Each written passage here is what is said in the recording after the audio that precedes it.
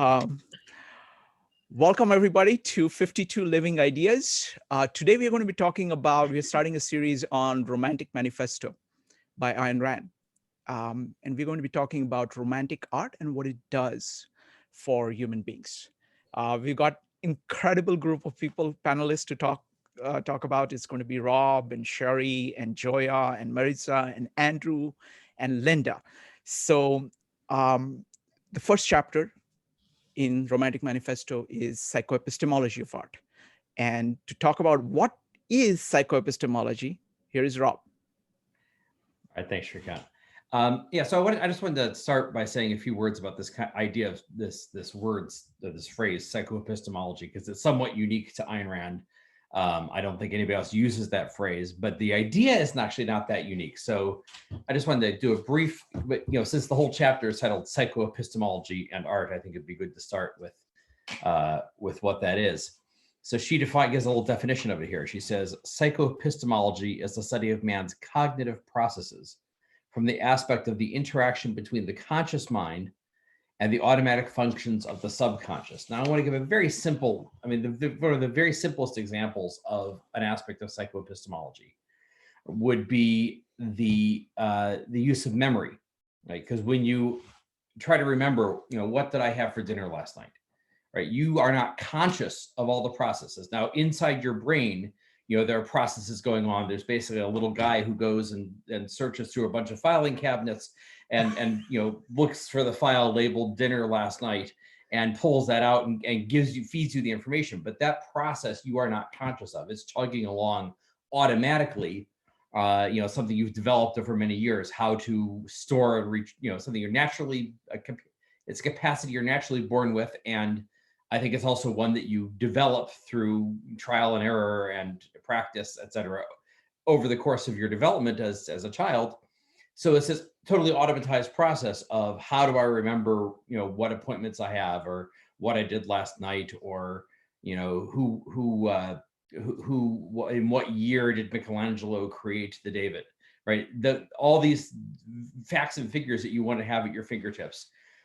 There's a process that goes on for you to retrieve that from your mental files folders, your mental storage system, but you're not conscious of how that happens. It's something where you just sort of, you think, I want, sometimes you don't even think it. Sometimes you just sort of, you're thinking about a topic and it comes to you that a fact would be relevant. And then the memory that connects to that fact pops into your mind without you even having to ask. Sometimes you have to query your subconscious, but there is an automatic process that produces that. So that's a very simple, everyday example of an automatic process that you rely on in the process of thinking. Now, obviously, it gets a lot more complicated than that. And I said that psychoepistemology is sort of Ayn Rand's unique phrase that she uses. I think the concept that she's referring to is something that's actually fairly well known now, but under a different name. It's usually when people talk about this sort of thing these days, they use the term cognitive science, right? So think of, people like Steven Pinker, and then, cognitive science has sort of a vogue in the last decade or so. And so they'll talk about things like, they're very big in talking about things like your unconscious bias, your cognitive biases that you have. And these are things where, given the way your consciousness, the automatic functions of your consciousness, the way they tend to influence you, these are ways that they can influence you that will throw off your thinking that you have to be aware of. So one common example is something, they have this rather highfalutin name for it. They call it the availability heuristic. But it's basically your tendency to judge the prevalence and importance of something by how recent or how available examples of it are. So if you've just been reading the newspaper and you've been reading the crime section, and there's all sorts of, let's say you're a true crime fanatic, there's all sorts of stories of garish and violent crimes that keep popping up in your Facebook feed or when you go online, you're going to think there's a massive crime wave and crime is very high. And it's not necessarily true, right? It could be statistically, today crime is much lower than it was 30 years ago. But you tend to think it's much more prevalent because you've got a lot of recent examples of it. So this is an example of how the automatic aspects of the way that the processes of your subconscious work can affect your thinking and interact with your thinking and sometimes derail your thinking in some way. So this is the sort of thing that Ayn Rand is talking about when she talks about psychoepistemology, and basically the needs of your consciousness and how they relate to your ability. And now she talks primarily in here about your need to have a large concepts and big ideas about the nature of the world, the need to have those boiled down into a concrete form that you can hold and deal with, as opposed to a vague abstraction that's so broad and disconnected that you can't cope with it, that you can't make practical use of it. And that's the primary psychoepistemological need she's talking about here. But that's just a brief introduction to what this concept of psychoepistemology is. And it's actually something I think is fairly familiar now. Okay. Let me add one thing. In using the terms that most of the people here are familiar with, this is basically interaction of your system 1 and system 2 in the terminology of Daniel Kahneman. System 1 is the automatic system that gives you the total sum of everything that is there in your consciousness, wordlessly, instantly. It brings together all the patterns. And your system 2 is your deliberative system. And it's the dance of these two and the interaction between these two and how they work together is what is being referred to here by psychoepistemology. The one last thing I want to say about that too, though, is especially in the context of when she was writing this. I mean, she was writing this sort of in the late 60s, so it was sort of the heyday, or I think this heyday, or possibly the tail end of Freudian psychology. And in Freudian psychology, you don't have a concept of the subconscious so much as you have a concept of the unconscious, right? So this is the idea of, and this is Freud's idea of the id. It's an it. It's this totally unknowable and uncontrollable source of emotional. There's all this emotional energy bubbling up from this totally unknowable and uncontrollable and sort of untrainable elemental force that comes from below. And so she doesn't have a concept of the unconscious. It's not the it's the sub, meaning these are things, these are automatic processes, but they're ones that you can, if you introspect, you can understand what they are. You can learn how to manage them and how to deal with them, and how to, in some cases, how to train them and improve those subconscious processes. So it's, this difference between sort of, if anybody's ever seen the old movie Forbidden Planet. I know you'd bring it up. This is sort of like, Star Trek was basically all just based off of Forbidden Planet, but they had this idea of monsters from the id, that the deep, dark, hidden, repressed desires of your psychology were there under the surface and are ready to burst out at any moment and cause havoc. And that's sort of the idea of the unconscious, whereas Ayn Rand has this idea, which I think has become much more common today, of the subconscious, so these automatic functions, but ones that you can introspect about and identify and work with and manage. So what we're going to do next is that I'm going to call upon Andrew. So it's wonderful to have Andrew and Linda here as guest panelists. So as an introduction to art, I want to ask Andrew. So Andrew, what is romantic art and what is its appeal to you or to people in general? Anything you would like to say about that? So I'd want to build on some of the things that Rob was just saying.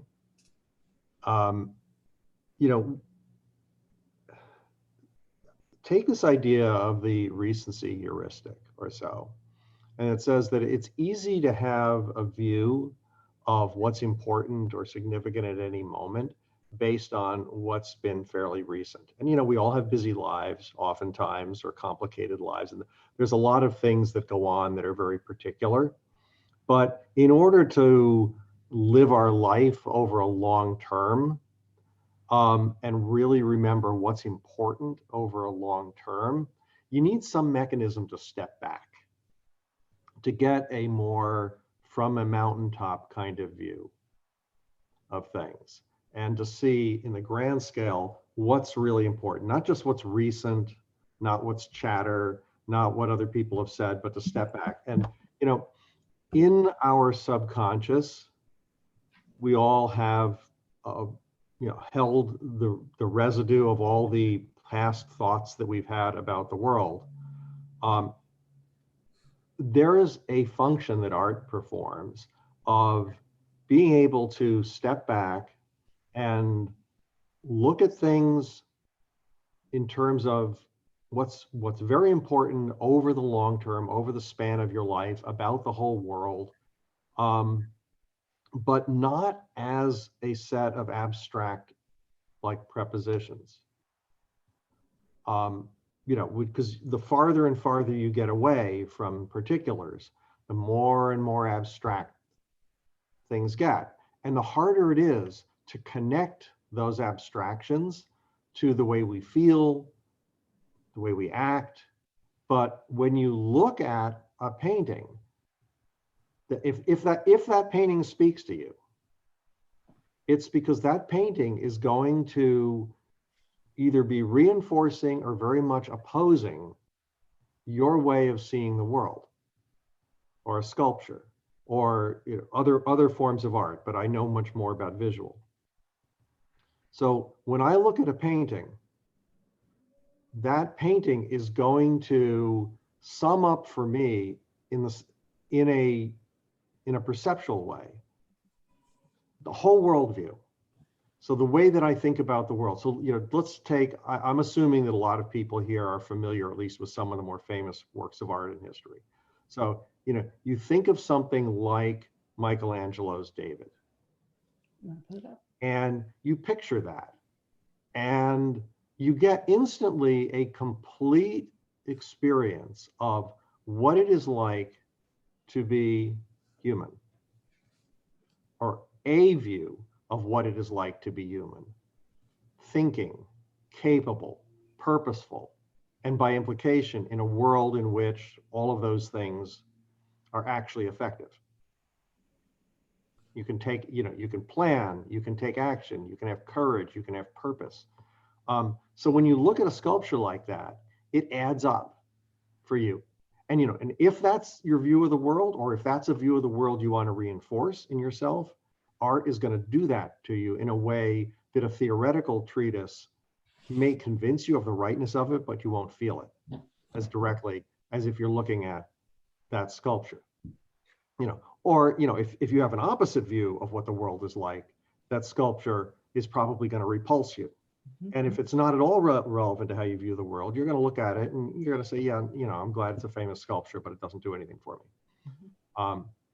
And you can look at other works of art, and get similar kinds of either reinforcing experiences or rejecting experiences, but they're going to give you a totality, but it's a visceral totality of what's the world like. Like there's another one. Now I'm going to say, I know you asked about romantic art. For those who know something about art history, there's a period in art, in painting, particularly in sculpture, it was called the Romantic period, and it focused on generating intense emotions.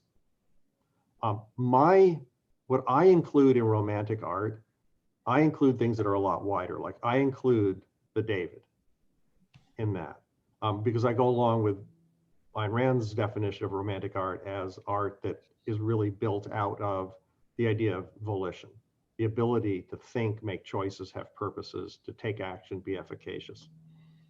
And the David is all of those things. And I would distinguish it from some of what shows up in this romantic school. Like there's a famous painting called The Raft of the Medusa by Garrick-O. And it shows a lot of people in anguish, in torment, on a raft in the middle of a river that they're chained to, and it's sinking and they're all going to die. That is the opposite of, it's intensely emotional, but it's the opposite of having any power, any volition. Or I would include in this, another one of my favorite artists is Andrew Wyeth. And I don't know if everybody knows all his most famous paintings, but probably one of his most famous is a very seemingly simple one called, I think it's A Wind from the Sea. And it shows an open window looking out on a sunlit landscape, And there's this beautiful little transparent curtain that's just blowing in the wind. There's no people in it. It's a house, but it implies that there's a house that somebody built and made it beautiful. And there's a world out there that's beautiful. And you can go explore in that world. And it's a benign world. And so, the volition built that world. And this is the kind of world that I would love to live in. And so I will include that, in that of what I consider romantic art. And of course, there's a ton of other art, but I tried to give you sort of a range there, but also to illustrate that what art gives you is a summation. I'm sure you can all think of some awful examples of art, famous one like the Scream, which I think is actually, moderately effective. Not my view of the world, but it sums up some people's view of the world. I far prefer A Wind from the Sea. I far prefer the David. I love Sargent watercolors because they show the world as being intensely beautiful. But all of these things, it shows the world as I would love it to be, and as I think it in essentials is. Wonderful. Thank you, Andrew. It was a great introduction. Sherry, can I go to you next? Yes. Okay, so it'll be Sherry, Joya, Maritza, and then Rob. Sherry, go ahead. Okay. Folks, I just want to give overview to people. So the format is now we're going to go into the first chapter on Psycho-Epistemology of Art. And each of these four folks on the panel are going to talk about that. And then at the end of it, I'm going to ask Linda about how she paints. She's an amazing painter, and I'm going to ask her how she paints and whatever she wants to say. And then we're going to have panelists asking one question for the panel, and then we're going to open it up to questions. Then we'll do breakout rooms and then takeaways. That's the plan. Sure. Okay, I'm gonna jump in, branching off of what Andrew was saying. Rob started here with psychoepistemology, and Andrew is talking about these metaphysical value judgments. I'm not sure if he used that phrase in there, but that's one of the big things that comes up in our first chapter here. And when she's talking, let's see, what's the definition she gives here? Art is a selective recreation of reality according to an artist's metaphysical value judgments. But before that, she says what they are. Is it right here? Yes. Metaphysical questions, answers to them determine the kind of ethics men will accept and practice. The answers are links between metaphysics and ethics. And although metaphysics as such is not a normative science, the answers to this category of question assume in man's mind the function of metaphysical value judgments. And since they form the foundation of all of his moral values. So with metaphysical value judgments, we talked about this last time about how art is not subjective, but personal. She gets into that in the introduction we talked about last time. And this is where that metaphysical value judgment issue comes up as a personal thing, what you're repelled by and what you're attracted to. So this is tying into what Andrew was saying. Do you want to pull up a couple of? I think you should pull up some examples. Let's pull up these here. It's going to overlap because some of them are ones Andrew. Yes, some of them are the same ones. And we're going to have to see if we can pull these up a little bit larger. I think maybe talk about what metaphysical value judgments and how do you? Yeah, I'll just pinch. Okay, so these are a couple of. You're going to give the titles and things for me. This is was it Wanderer Above a Sea of Fog by Caspar David Friedrich, a German painter. So this one has, I have found in talking about this painting with lots of different people, and people have very different reactions to it, which I find fascinating. And the reason I like to use this as an example is because it shows that metaphysical value judgment. People can see this, in some cases, a solitary figure in a barren wasteland, frozen land, tragic, doomed. And other people see this as an adventurer looking out upon the world, with this great open self-confidence, great open landscape in front of him, with a self-confidence that he is able to go out there and explore and accomplish what he wants to accomplish. I think those two very different reactions to this painting are coming from that metaphysical value judgment. I think personally, the second option is probably, that's what I see in it. But there's a great many people that see that the opposite way. And I don't want to get into a whole detail of we could, this could be another thing that we could do, maybe, of going through individual paintings or works of art and teasing out how you get to that point. I think that that's drilling down a little further, that we're probably not really ready for just yet.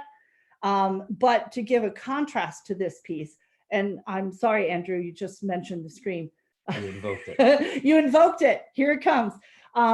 So, and my joke about this is, Edvard Munch was Scandinavian, he was Norwegian. This is at the Norwegian Museum of Art. Yes. This, slightly jokingly, this, I grew up in Minnesota, so I know what Minnesota winters are like, that are 6 months long, sometimes longer.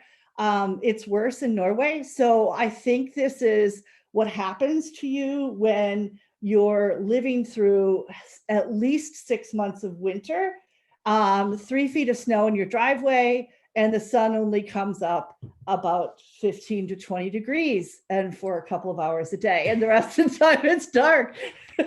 but you can see here, we talked about this last time a little bit too. It's every part of the work of art that tells you its metaphysical value judgments. You can see the brush strokes, the shapes of the figures, the color choices, the movement in the brush strokes, all of that really ties into the same sense of what, and remember, artists are they're reflecting what's important to them. And that's how you're getting that value judgment from the painter, from the artist.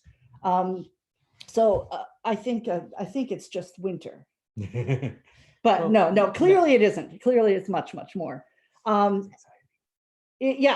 it's deep anxiety and stress and inability to handle what kind of looks like it might be a sunset over a lake.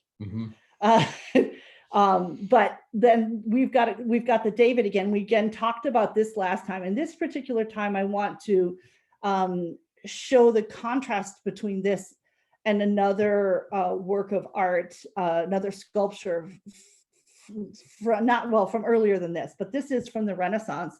And Andrew, you did a beautiful job explaining what metaphysical value judgment this piece is projecting. So I don't need to go into that again, but I will show you a contrast, very much a different sense of life, a different metaphysical value judgment would be this piece. This is Mary Magdalene. I think it's called Penitent Magdalene. Yeah. Now, couple things to notice. This is made out of wood. So there are some things that you need to understand are because of the nature of material. And it's also quite old. So some of these things here, like on her chin where it's kind of peeling off, this and these cracks up here, these could be material things that are happening. But even if you sort of erase those things, you're seeing this hollow, gaunt eye sockets, clearly missing some teeth. I don't think that's damage to the sculpture. The thing that you're seeing down here at her throat, oh, let's treat you roll it up. Down here at her throat, you can see the collar, that's her cloth here, but you can see the straining in her neck muscles. And the only place where anything is calm and sort of quiet are her hands. I don't know if you've ever noticed that. Everything is tension and stress, and then her hands are almost relaxed. It's like the one spot, and it's that contrast between the very rough texture and the very smoothness of her hands that draws your eye to her hands. But again, we're drilling down. I'm sorry. But these metaphysical value judgments, you'll see. About the world she's in? What's that? So what does it say about the metaphysics? Well, this, you can see here, this is a world of pain and anguish and penance. It's just is depriving of all the necessary things that you need. Clearly some deprivation of food, quite possibly great deprivation of sleep, decent quality health. You know, all of this is missing in this life. And for this particular sculpture, this contrast between the cragginess and the anguish of every part of the body except for the hands, that is about the praying. That's the only bit of comfort and relief from the anguish of life. It comes in this art is telling you is coming from the prayer, which is otherworldly. But I think as we start looking at different works of art, you'll see it's easier to look at them to begin with in stark contrast, so that you can start seeing those differences a little bit more clearly, and then you can work down to finer and finer contrasts to be able to judge what those metaphysical value judgments are projected in a work of art. Thank you, Sherry. Mm-hmm. Next up is Joya. Thank you. And I want to thank Rob and Andrew and Sherry today. I came here with two questions because one of the things I found about reading this book is that for me, it generates more questions even than answers. And to me, that's always the mark of an excellent book. Mm-hmm. So I wanted to share with you two of the big questions that I've come with that come out of this chapter for me. And the first even gets into the definition of art, which Sherry started getting into. And I was referencing here, she has this definition that admittedly it took me years to even try to even start to understand what she meant by this definition. It's art is a selective recreation of reality according to an artist's metaphysical value judgments. Even just that last phrase, metaphysical value judgments. And so thanks to Sherry and I think also Andrew's presentation even started getting into what this even means. And to me, I remember one of the first times I was reading this, it actually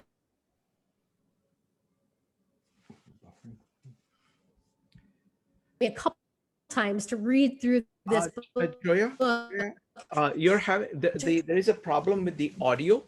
Can you do one thing? Can you realize you actually have to connect this first chapter with she started talking about the concept of imprint. Sorry, Joya, there is a problem with your audio. Yeah. There is a problem with your audio. The connection is very poor. Could you leave Zoom and come back? I'm going to have Marisa go next. We can barely hear. It's chopping. So I would disconnect and come back again. And then I think hopefully it'll be fixed. So I'm going to go to Marisa. And when you come back, you can continue. Okay. Thanks. Marisa, you're next. Okay. I'm going to focus a little bit tangential here to some of the other speakers thus far, but similarly veined. I want to start with a very common phrase that I'm sure all of you have heard before. Art is a universal language. That's it. Very simple, right? But that one line with just 5 words is really what Ayn Rand is telling us in this first chapter. Just that very simple sentence is what sums up what she's trying to get at. She's asking us about, why is art important? What makes art important? Or even more directly, what I get for the entire book, what she's doing is she is screaming out to the world that art is necessary. Really, that's what she's doing. And she says art does have a purpose and it does serve a human need. And she goes, it's not a material need. It is a need of man's consciousness. And she will, if you ever listen to any of the interviews with Ayn Rand herself, she uses consciousness and soul interchangeably. But whenever she uses soul, she does preface it by letting you know that when she uses the word soul, she means man's consciousness.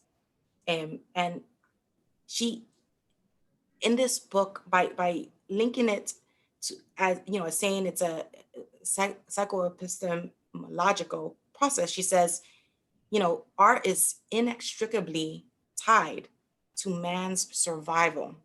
And she again, she tells us, but separate yourself from thinking that it's a physical survival. This is a survival of your very soul, of your entire consciousness requires you to have some form of art. Why?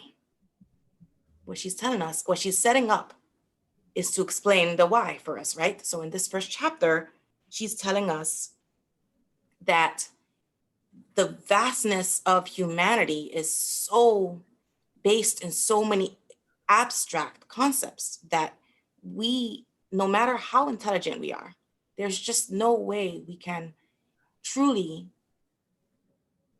visualize all of these concepts. Like, I mean, think of it this way. Every word that I'm saying, with the exception of a proper name, it's an abstract concept, right? So you can't visualize them all.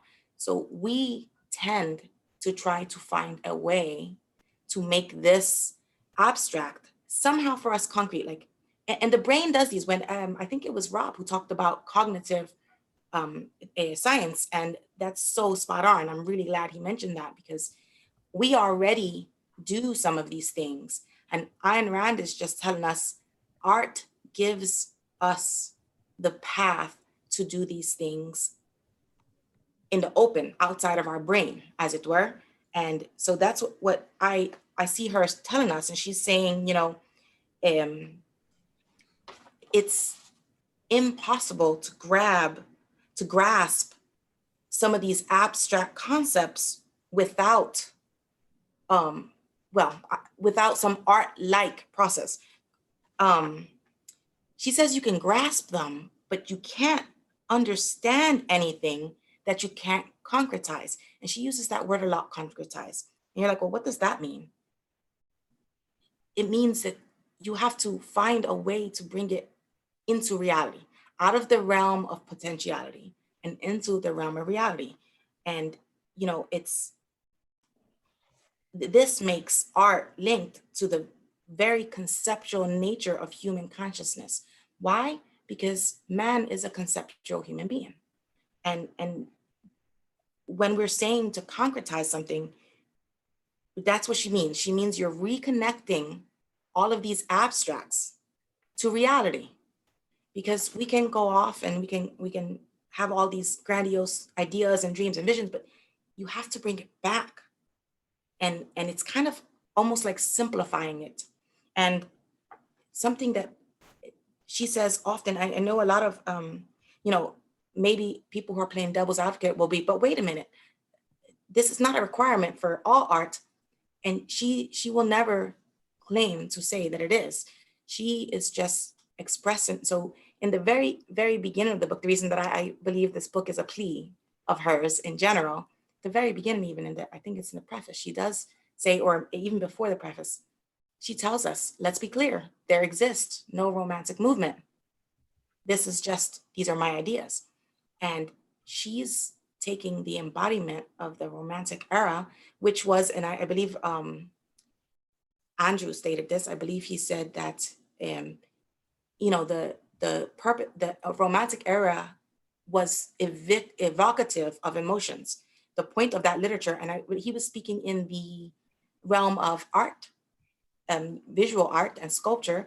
I am not as familiar with visual art and sculpture. I'm far more familiar with the literature side and novels and novellas of that area and of others. And when one looks at the list of authors that fit into the Romantic era, one can see what Ayn Rand is telling us.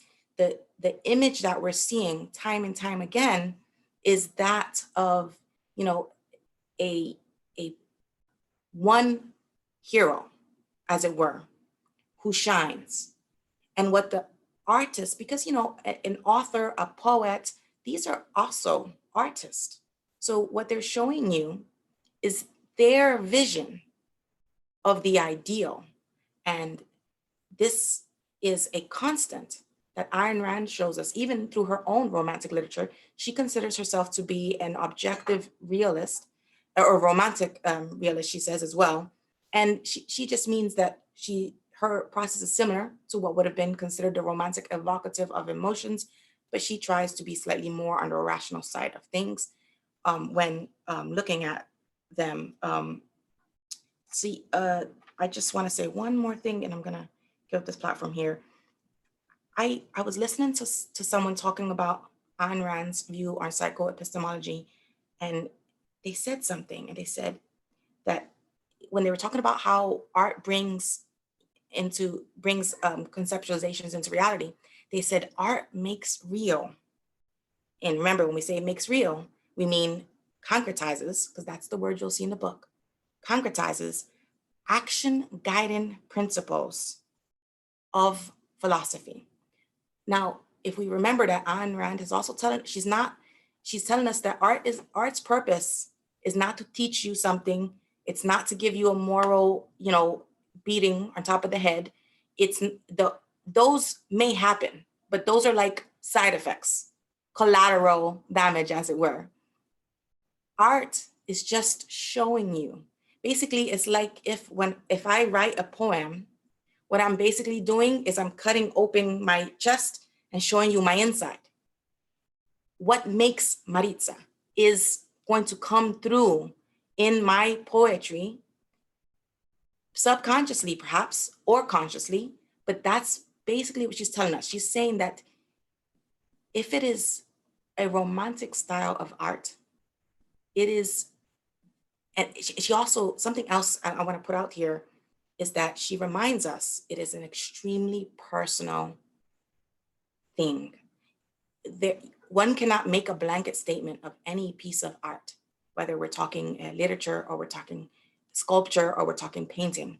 They're so personal, and I'm really looking forward to hearing Miss Linda, the artist, take on this, because it is very individual to each person. And every time I hear an artist speaking, I just love, just if you look their face, whatever they're talking about, and I tell you, watch her very hard when she speaks. I have never met her before, but I don't have to know that you're gonna see it in the face, because she's talking about something that she cannot separate it from her soul.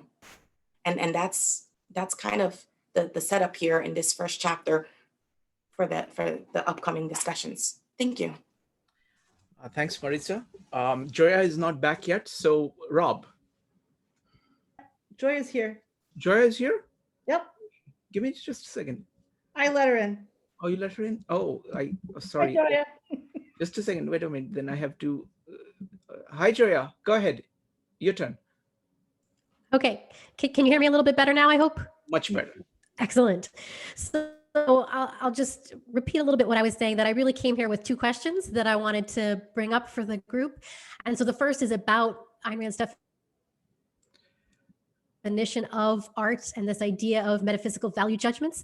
And I was saying that okay, one of the things I learned was that you actually have to connect chapter 1 with chapter 2. No? Here, yeah, there is a problem. So let's just turn off your video and just go with the audio. That'll work. Go ahead. Okay. Can you at least hear me? Now it's beautiful. Go ahead. Then? Okay. I'm not sure why there's that disconnect there.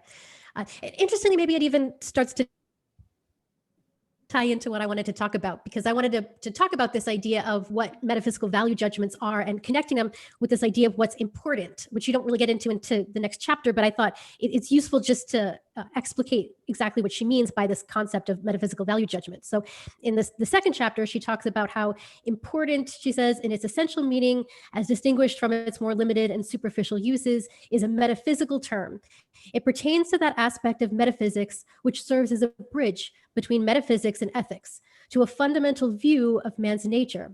That view involves the answers to such questions as whether the universe is knowable or not, whether man has the power of choice or not, whether he can achieve his goals in life or not. The answers to such questions are, quote, metaphysical value judgments, since they form the base of ethics. It is only those values which he regards or grows to regard as important, those which represent his implicit view of reality, that remain in a man's subconscious and form his sense of life. And I've just been really fascinated by this concept of important. It's interesting to me that when I've heard other philosophers talk about metaphysics, they don't almost ever bring up this concept of important. And you might think that what is even more important to talk about than the concept of important. And one of the things that fascinates me about this concept is that the way I see it, important really does, I believe, transcend a lot of our traditional categories or disciplines. And I think it really integrates a lot of the observations we have about the world, about human beings, about life. And to connect that then with art, that I see that this is what Ayn Rand is saying about art, that art is massively integrative, that through this concept of portraying what is important, that art has this way of serving our need for integration. And so that's just a big question that I want to bring up for the panel and for everyone here. Is to explore what are the ways that art really serves as a means to integration. And then this ties to the second question I have, which then gets into what the other panelists have been talking about cognition and this idea of psychoepistemology. And it is very interesting to me how Ayn Rand is connecting the need to art to the needs of man's consciousness, to both cognition and emotion or intuition. So we talked about how Daniel Kahneman refers to these ideas of system 1 and system 2. I've always liked Jonathan Haidt's metaphors of talking about the writer and the elephant. And you can maybe even look at some of the artistry in that, in making that analogy of the writer and the elephant. But this idea that we have both the cognitive aspect of the conscious mind, as Ayn Rand would call it, and then also the emotional and intuitive aspects of the subconscious. And she has this sentence toward the end of chapter 1 that we're reading, where she says that the reason why art has such a profoundly personal significance for men is that art confirms or denies the efficacy of a man's consciousness, according to whether an artwork supports or negates his own fundamental view of reality. And that's just another question I would love to bring up to the panel and to the audience, is to think about, when you think about what is the profound personal significance of art for you, to what extent is this a way that it confirms or denies the efficacy of how your mind works? I just love to hear more about how people find that to be true, both when they're responding to art and also creating art. So I'm also really excited to hear Linda's perspective as an artist and what she's going to bring to this conversation. Thank you, Joya. Rob, any other comments on this chapter other than psychoepistemology? Well, I had something to say earlier, so I'm going to keep this short. I really want to echo something Joy was saying about the idea of important as a philosophical or as a metaphysical concept. The ones I have in my notes here that I also, she's fascinated with important as a metaphysical concept. I've had a long fascination with the concept of normal as a metaphysical concept. I wrote a whole piece once about the metaphysics of normal life, because I came across these stories from across the world where people, like protesters in Belarus would be saying, we just want to live a normal life. We want to live in a normal country. And, I was fascinated by the way this concept of normal works, because, if you're in Belarus, what you're living through right now is normal historically, right? In a purely historical or statistical way, this is the way things have always been. You've always been in a dictatorship. Or, in terms of, if you're in Afghanistan, the other place I saw people using this concept of normal life, and they were describing something that's completely abnormal based on the history and background of the place they live. So where did they get this concept that that's normal? And so what they're really talking about is it's a metaphysical concept, and it's very, really closely related to natural. So there's the big thing I want to say is that, my background's in academic philosophy. So when you talk about metaphysics, it's this Greek term, it seems something very abstract and abstruse, and you think of something in impenetrable prose written by Hegel that nobody can understand, probably not even Hegel. And but the thing is that metaphysics as a field that studies basically what is the nature of the world, what is the kind of world we live in, what is our place in that world, is something that is actually a commonplace thing. And there are these commonplace everyday words and concepts that we rely on that convey those things of metaphysical significance. And those words, like I said, natural is one, like, what is natural? Right? It just seems like an unnatural way to do things, somebody might say. Or what is important. Yeah, or what is important, or what is normal. These are all metaphysical concepts that we all use and rely upon to basically to convey the idea, and we rely upon them to encapsulate things that have direct practical significance, metaphysical issues that have direct practical significance in our everyday lives. Because if you think, depending on what you think is normal and natural and important, you're going to live your life a completely different way if you have different ideas of what qualifies under those concepts. So this is, metaphysics is a practical everyday reality that we all deal with. And that's one of the messages that Ayn Rand has in this chapter. And then that's the context in which she's saying art is something that ties into telling you what is, giving you a vision of a concrete vision of what is natural, normal, and important in life. And that's really, as I see, the main function of what she's saying in this chapter. Wonderful. Thank you very much, Rob. So now I'm going to turn to Linda, and I'm going to ask her a very simple question. What do you do when you create a painting? Well, in a way, I don't think about all this when I'm creating a painting. I mean, I'm a realist painter, which means I paint the world as it seems to a man. I'm not a photorealist, which is important. I'm not in a photorealism, everything is equally important. And I try to think about what is most important and lead the viewer's eye to that thing using various techniques of composition. But to leave out the unimportant, to include what's important, to show that man is capable of, I'm going to backtrack a little bit. I'm not used to explaining what's going on in my head when I'm painting, so it's a little bit tricky for me. But anyway, I'm going to back up a little bit. So I think a lot of this stuff is in my subconscious already. So when I begin to set up a painting, I'm just thinking about a few things. I'm thinking about drama. I'm thinking about beauty. I'm thinking about good composition. I'm thinking of a focal point, having a painting have a most important thing in it that I am striving to get my audience to look at. I think that it's very important to me to communicate that this is the way a man sees, not the camera, that I'm not including every little thing that a camera would pick up, but I'm trying to include light effects that are the way something would seem to a real person looking at something. But if you had any questions, I'm probably better at answering a question than just Sure. Absolutely. Let's do one thing. Andrew, could you share your screen and bring up Linda's website? Or do you want me to do that? Could you do that? I just sent you a link in the chat. .com. Give me just a second, Linda. Thinking a picture's worth 1,000 words. Yes, exactly. Exactly. When we're talking about pictures, yeah.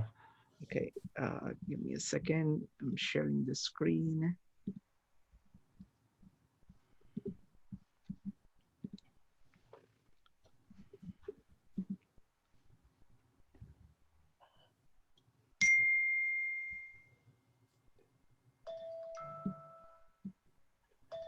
Okay, so here are the paintings. See, what I like about Linda's paintings are just, it's like, it's a heightened sense of sight. You know what? Let me ask Sherry. Sherry, what do you like about Linda's paintings? Well, I think what you just said, a heightened sense of sight is great.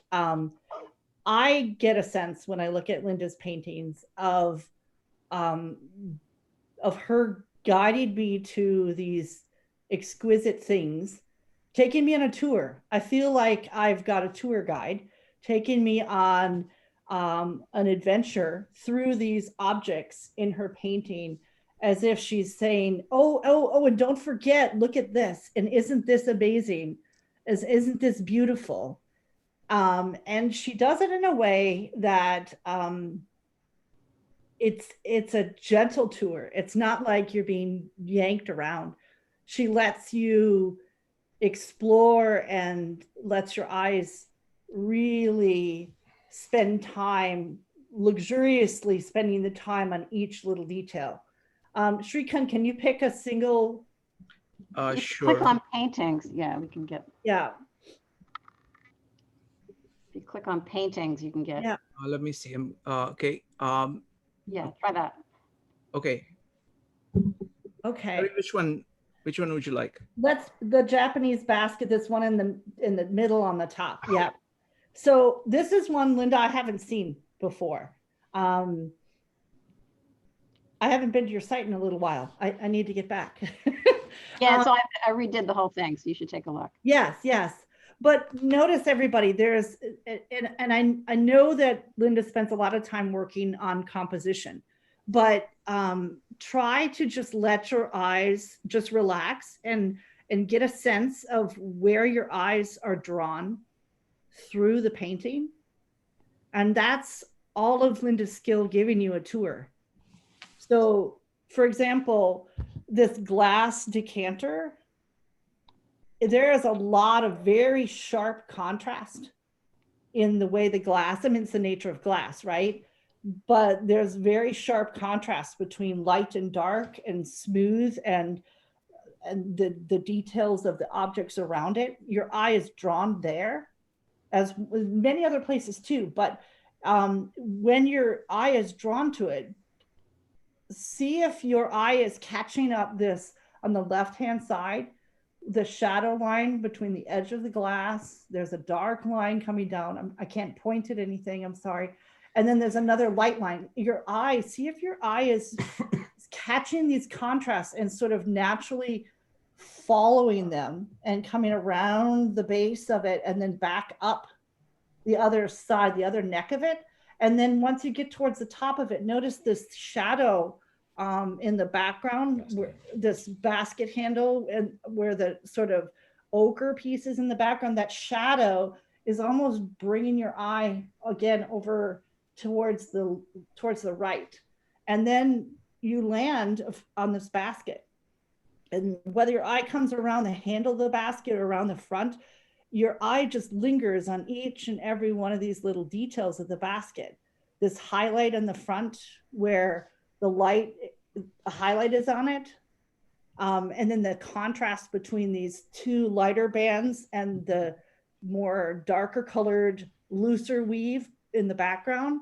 It's catching your eye and drawing you around within the details of the basket. But then you're brought back over to this case and the handle of the case and the detail around the top of the cover of the case. And as you're going around, it brings you almost right back to your glass decanter again.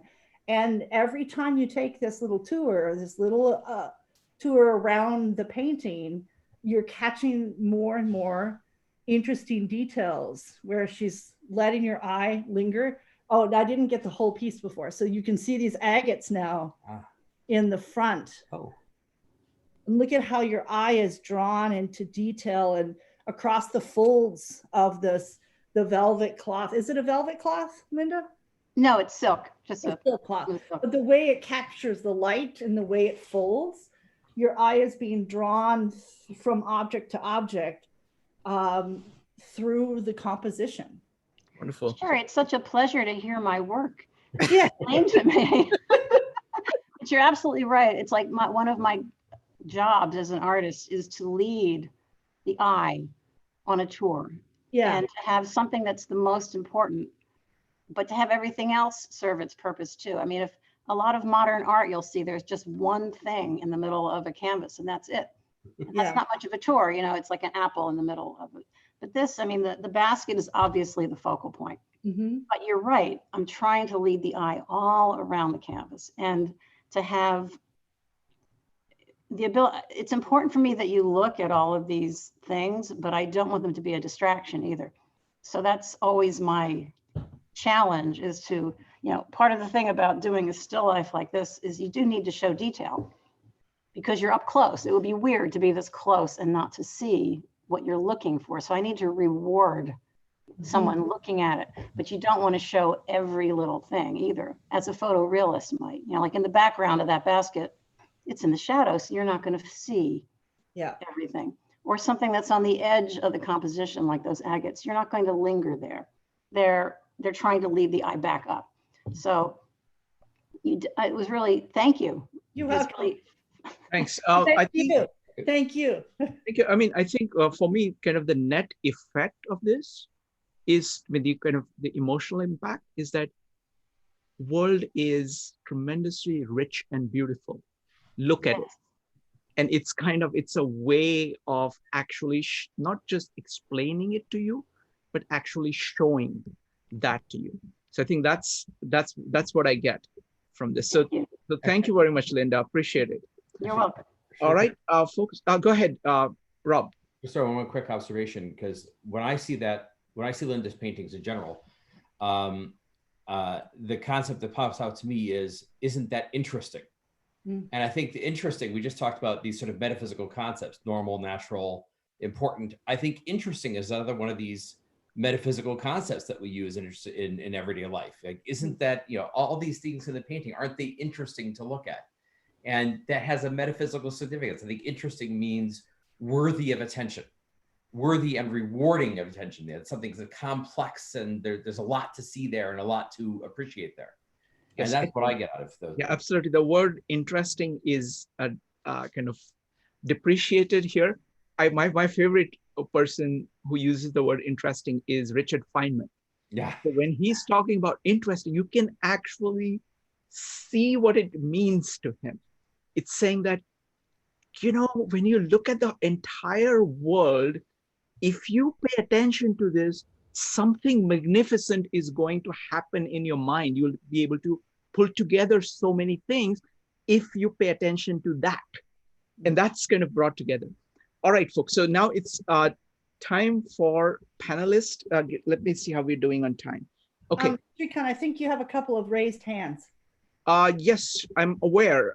So what I'm going to do is, first, I'm going to give a chance for the panelists to raise questions about the chapter that other panelists will answer, and then I'm going to open it up for Q&A. So Joya had a question on the table. Marisa, would you like to? So Joya has a question. Can you ask it as a question briefly? I'm going to stop my video. So I really had two questions. So the first question was about this idea of the concept of important. And I love the way Rob even branched out to say, what are these other metaphysical ideas like interesting, normal, natural?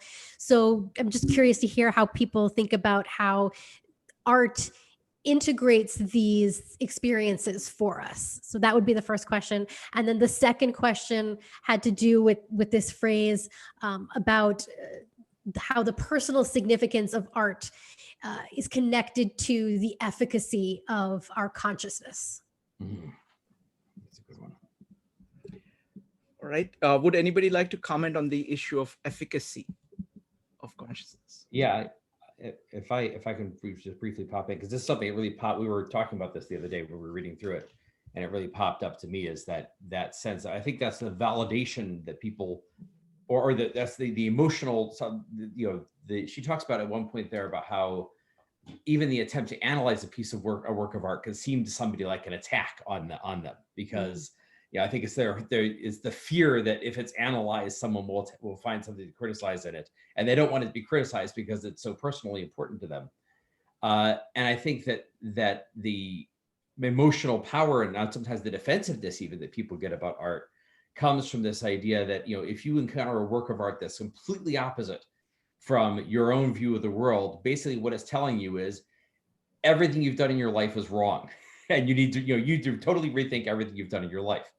Now, I do think there's a point to be said that it's important to approach art in an open-minded and self-confident way to say, I'm willing to look at art that challenges me in some way or that says something different from what I already think. And to be open to being influenced by that. What if it shows me that, yes, I have been wrong, but this is better, right? That there's something new I can learn from this work of art. But I think that the emotional power and the defensive, sometimes the defensiveness people can have in talking about art is this idea that, you know, if you encounter a work that is very opposite from your own viewpoint, it comes across as a sort of an implicit criticism that, you know, your whole life has gone wrong in some way because you've made a basically wrong assumption about the world. Or if you encounter something that is really much affirming your view of the world, the power of that affirmation of saying, yes, you are on the right track. What you are doing with your life is correct and you should keep doing it. So yeah, I think that's a huge point, because it's really just art as a commentary on you, the viewer. You're evaluating the art and the art is evaluating you. I'd like to jump to Joya's first question there about how does art integrate? And I think this is something that Ayn Rand gets to in the first section of this first chapter. And she brings up, I might be stepping into Rob's category here about concepts and things like that a little bit, and we talked about it a little bit, but I think it's a nice way to describe it. If we think of how a child forms the concept of, say, a dog, and every time they see a dog-like object, their brain says, oh, dog.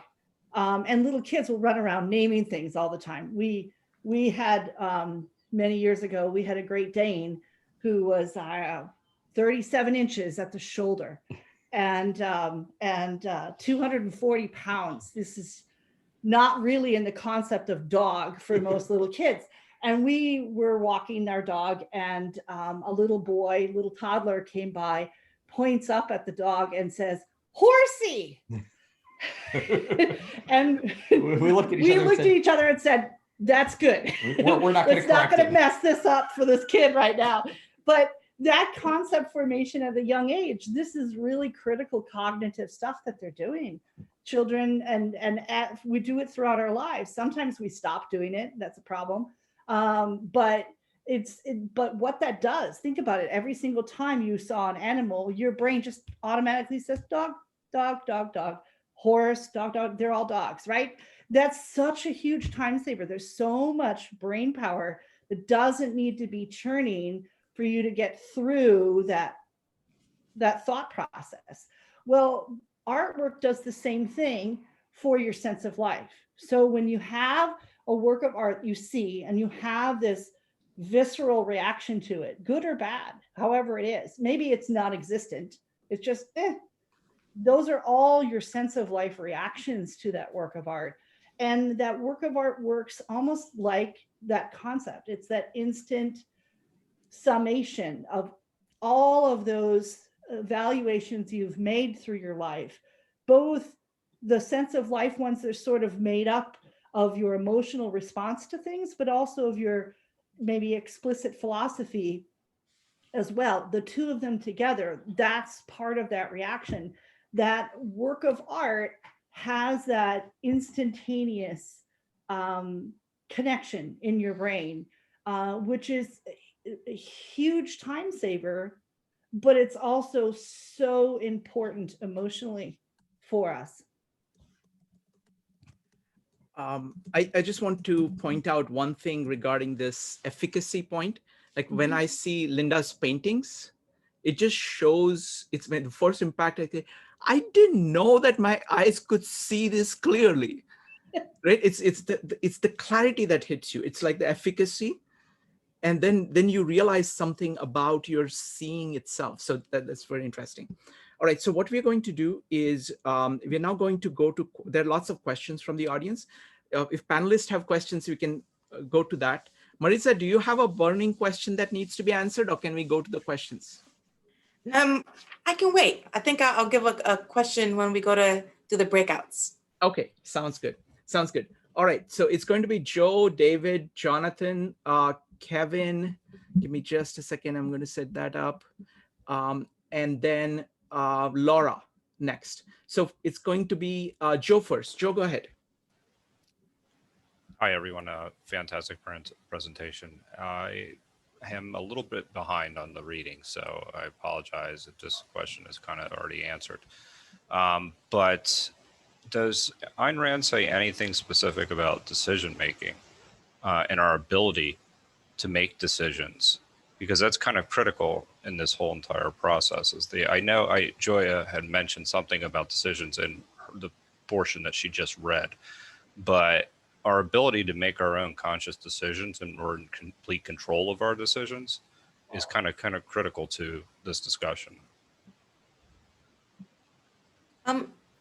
If I can jump in here, so she does tell us that the purpose of art is not to, it's not to kind of shove morality at you at all. She's,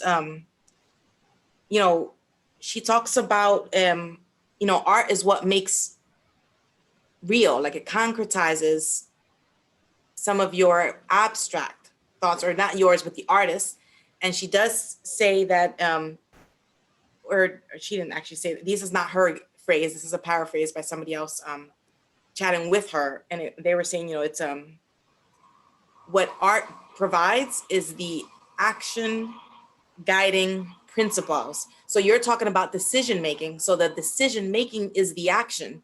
And so what Ayn Rand is telling us is that the very necessary purpose that art is providing for you is that it's allowing you an avenue, or a venue as it were, to have a guiding light as it were. So for example, she's in one of an interview with her and somebody I've seen.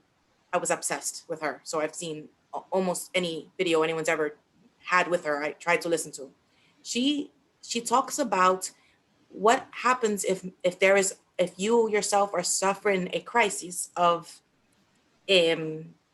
conscience, or you're feeling like life is beating you up, yes? And everything is going wrong in your life, and life is not good.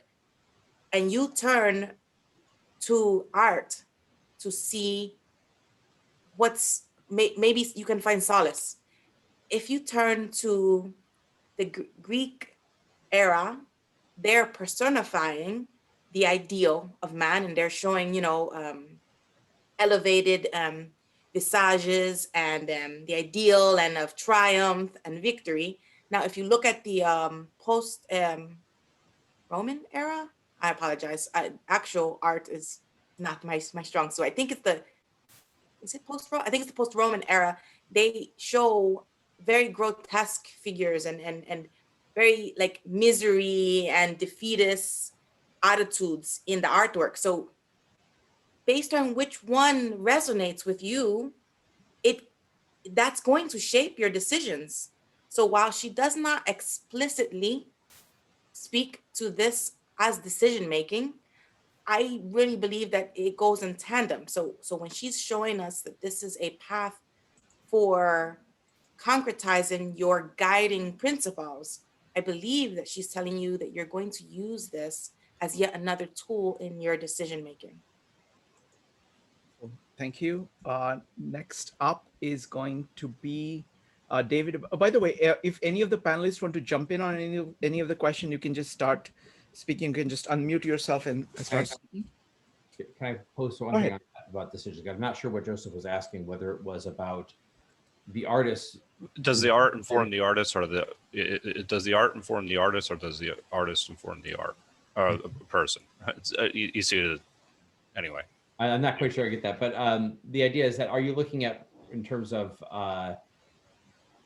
how art helps you to make decisions, or what the artist's view is of the ability to make decisions? Well, does it help you make decisions, or I mean, does it or do you even have any autonomy in those decisions? Well, so one of the things that when she talks about Romanticism in literature, She's talking about the view that humans are able to make decisions. Okay, that's the important part. Yeah. Right. So, for the examples, I came with examples of, she talks about Romanticism versus naturalism. I went to pull out 2 examples of that. So one that I think probably most people would know because it's a well enough known film is the film Back to the Future. Like, I have the tip of my head. This was formative in my youth, and I just showed it to my kids. But it's a time travel adventure in which the whole plot revolves around the idea that you go back in time and somebody makes a different decision at a crucial point, and everything after that changes for the better, right? So it's very much concretizing the idea of your power to make decisions and change your life. Now, the antipode of that is, it's kind of an obscure movie, but it's an easy one to summarize, which is why I chose it. There was a movie done in the 70s. It's a very 1970s movie with Dustin Hoffman. It's called Straight Time. And Dustin Hoffman plays a released convict. He's just gotten out of jail. And this movie sort of follows his misadventures of trying to go back and, go straight in the regular world, and, various relationships and things with his friends. And it ends with him eventually falling back in with a criminal crowd, committing a crime, getting arrested, and going back to jail. And as the ending credits are rolling, the ending credits are rolling over a series of photos showing his character from like age 10 on, the mugshots, the various mugshots of this person, getting arrested basically on a regular basis, once every couple of years and put in jail. And the whole message of it is basically, this guy's doomed. He has no choice. He has no control over his life. He's a mess up who's doomed to be in jail his entire life. And for those who know Back to the Future, he's basically Uncle Joey. The one who, Uncle Joey is the guy who, in every timeline in the time travel thing, in every timeline He's in always jail. behind bars. Behind bars. Yeah, behind Even bars. as a baby, even as a baby. Even as a baby, he's behind bars. That's right. So, you can see the sort of opposite premises there of the artist telling you something about the power of choice. The one saying a choice you make at a crucial point can change your entire life, make everything better or worse. And the other one saying basically you're doomed. This character is doomed to be a criminal for its entire life, and there's nothing you can do about it. Next up is David. That was interesting. Well, okay, so I like this idea that there are values brought in by the artist. First of all, they're obviously choosing, caring, and directing their human energy and effort and time into something. So that's clearly an expression of something where there's value embedded in that very act. But I want to look at whether art necessarily carries their intent into it or not, and whether that's really essentially about what art is. When we're talking about metaphysical judgments, that doesn't only mean emotionally significant things or moral things, but it's about the nature, for example, of what's real, or what are our expectations or our perceptions. These are all metaphysical. They're not physical things. There's so much as metaphysical and it's hidden in our normal thinking, like terms of what's normal, what's not normal. All this is judging metaphysically. It's extensive in the way we think. We don't necessarily reflect and consider that, or the consequences of we've been casting this as normal. What does that mean? So depicting something as tormented and making you confront the fact that, gee, I wasn't thinking that was normal. Yeah, that's forcing us to self-reflect. So I guess, seeing how that leads to morality, is it just a matter, can we just say it's a matter of making the individual in some way confront the truth of their own thinking, and that in itself is the entire moral principle? And anything else, like the failure to realize your own agency in the world, is something we're talking about. Uncle Joe, if you made a choice, it has an impact. You actually can make choices, therefore take some view of the world that allows for that to be a significant principle of reality. You choose, it matters. So displaying that and displaying truth of every kind, is that what we're talking about as the basis of morality? Or is it something a little more, and I use this word darkly, Randian, which is, no, I have a way I want you to look at this. that this is the way, here are the problems in our world. I want you to see what the forces are. You know, is it more like I'm going to teach you by emphasizing these and building a polemic, and I'm going to drive home points by essentially selling my point of view? That seems a little different from merely going for a truth, although it can be couched as the same thing. Would she say that art that teaches the opposite lesson, in as much as it's a real lesson, is also functioning at the completely in the same way? Are they both equally legitimate, or do you have to serve morals explicitly and you have to know what your morals are? So I just want to repeat something I did say earlier. Yeah. Ayn Rand tells us that, you know, the purpose of art is not to it's not to be judgmental. It's not, you know, if it's not given verdict. It's the purpose is not to teach, not to proselytize. Those may be byproducts. Those may happen, but that's not the purpose of art. All art is doing is showing. So one cannot create art without infusing it with one's own value judgments and one's own personal philosophy. Even if you're attempting to withhold moral overtones, the result is going to be some type of a deterministic or naturalistic message. So even if we're not talking, you know, the romantic style of art, you're still putting through, I mean, you imbue that art. Some of you has to get in the art. There's no way that you can make art without some of you being part of it, but you're not putting that there because you have a goal in mind. Even if you do have a goal in mind, there's absolutely no way that you can ensure that your goal is what I see when I look at your art. So I'm gonna see, it's either gonna resonate with me, because you know, art, when I look at art, when we look at art, anyone looks at art, what it says is, this is the essential nature of man. And you, as a human being, you can become this if you wish. And you're either gonna see this artwork and reject it because you don't want to become this, it's so not you, or you're gonna embrace it because you're gonna be like, this speaks to me, it speaks to my soul. Mm-hmm. I want to build up on this concept of metaphysical value judgments. Okay, metaphysics includes a lot. Okay, so, but art doesn't cover everything.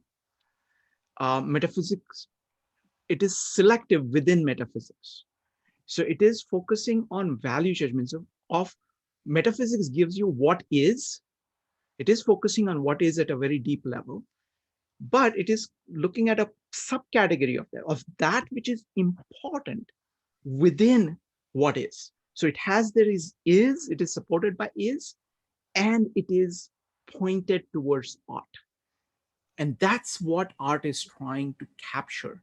And the reason it is trying to do that is that it gives you the beacon.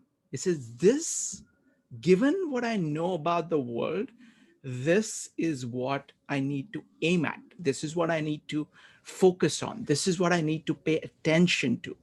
And I'm going to put a lot of effort into making that happen. I want to add one more twist to this.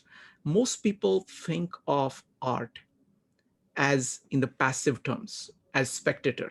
Okay, it is much more important to think of art as creator. What art will you create to serve as a beacon for yourself? Mm-hmm. That is the question that you have to ask, because you need that. You know, you need that to bring together everything. Just before this, we did a meetup on Jordan Peterson.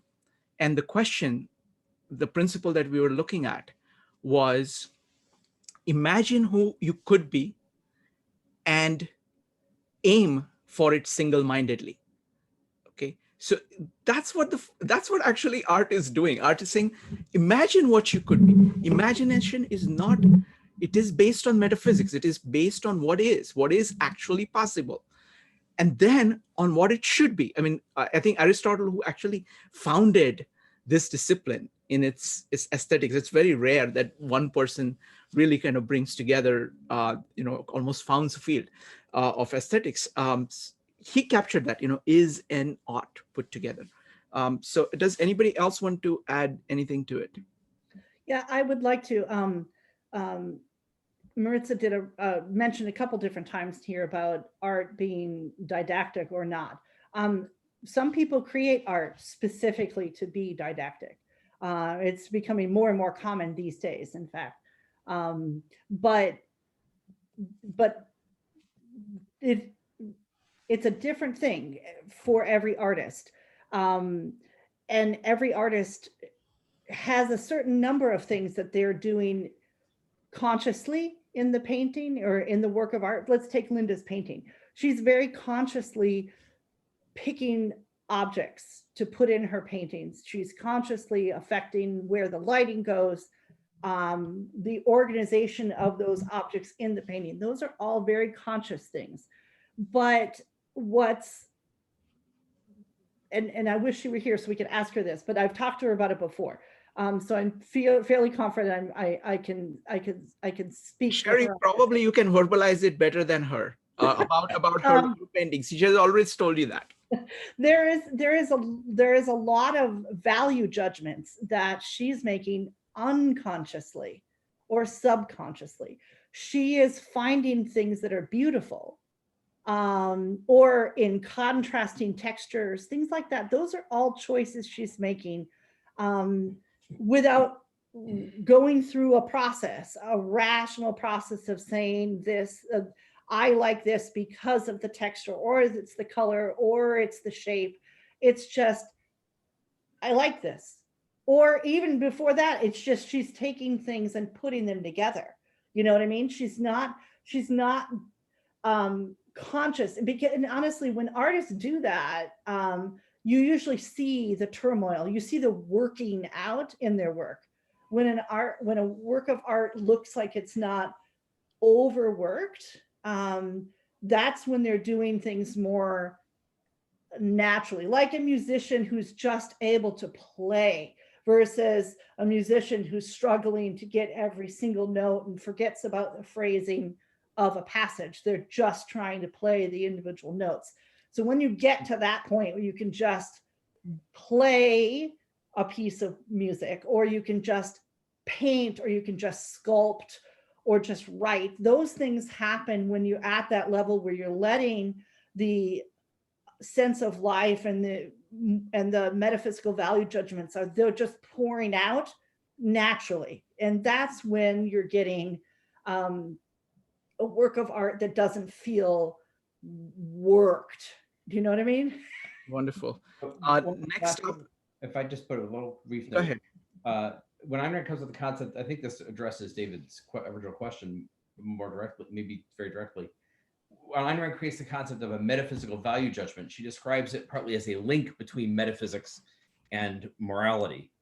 But it also starts to differentiate the two, because a lot of times, it's metaphysical value judgment is something that comes before morality.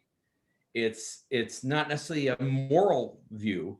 It's a view of the things about human nature and the nature of the world that have an impact on morality, but are sort of pre-moral. I think she maybe used the phrase pre-moral there on it. That it's like the thing that comes before you, it's the thing that comes underneath your view of morality. So it's almost like beyond, it's something that you don't really judge and you don't really have a moral view of. It's simply it has something carries moral implications, but which is beneath morality, and is simply a view of what is the nature of the world. And I think that's important to keep in mind, that that what she's, and so for example, we're going to get to this later in the book, one of her favorite authors was Victor Hugo. Now Victor Hugo was a Christian and a socialist. Now he wasn't a Marxist, but he was like a vague kind of socialist. And Ayn Rand, of course, is an atheist and a capitalist. So she disagrees with him on morality and she disagrees with him on politics, but she loves his work because she agrees with him on certain things that are these basic metaphysical things, this view of man that comes before morality and is sort of beneath and more important in some ways than specific conclusions about morality or politics. Thank you. So now it's going to be Jonathan, Kevin, Laura, Lloyd, Rupali, Brendan, Ash, and Jean next. Jonathan.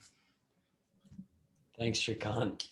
Thank you to the panelists as well. I really have enjoyed the discussion once again. This question ties into what Rob was speaking about, actually, is describing Victor Hugo and how Ayn Rand liked Victor Hugo despite, differences that are, I think, sounded more surface level to her. So from what I got in this discussion is art is an expression of worldview, and that's what we either respond or don't respond to. And I was reflecting on certain friendships I have, close friendships, where the person likes art that I absolutely hate. Like I have a friend and I'm very close with her, and I've gone with her to a couple of exhibitions. And the last one I went to, there was this like trash hanging from the wall and she loved it.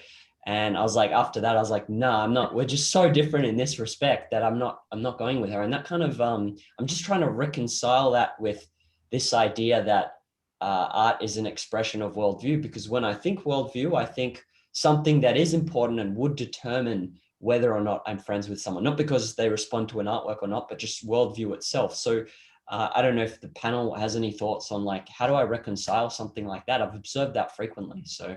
Yeah. Let me jump on this one.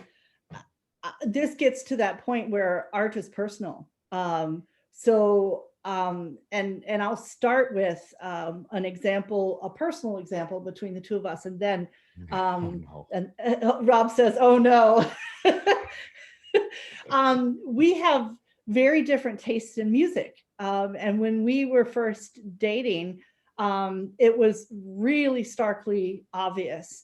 And the funny thing is, he's a writer. So every piece of music that had words to it, he was focused on the words.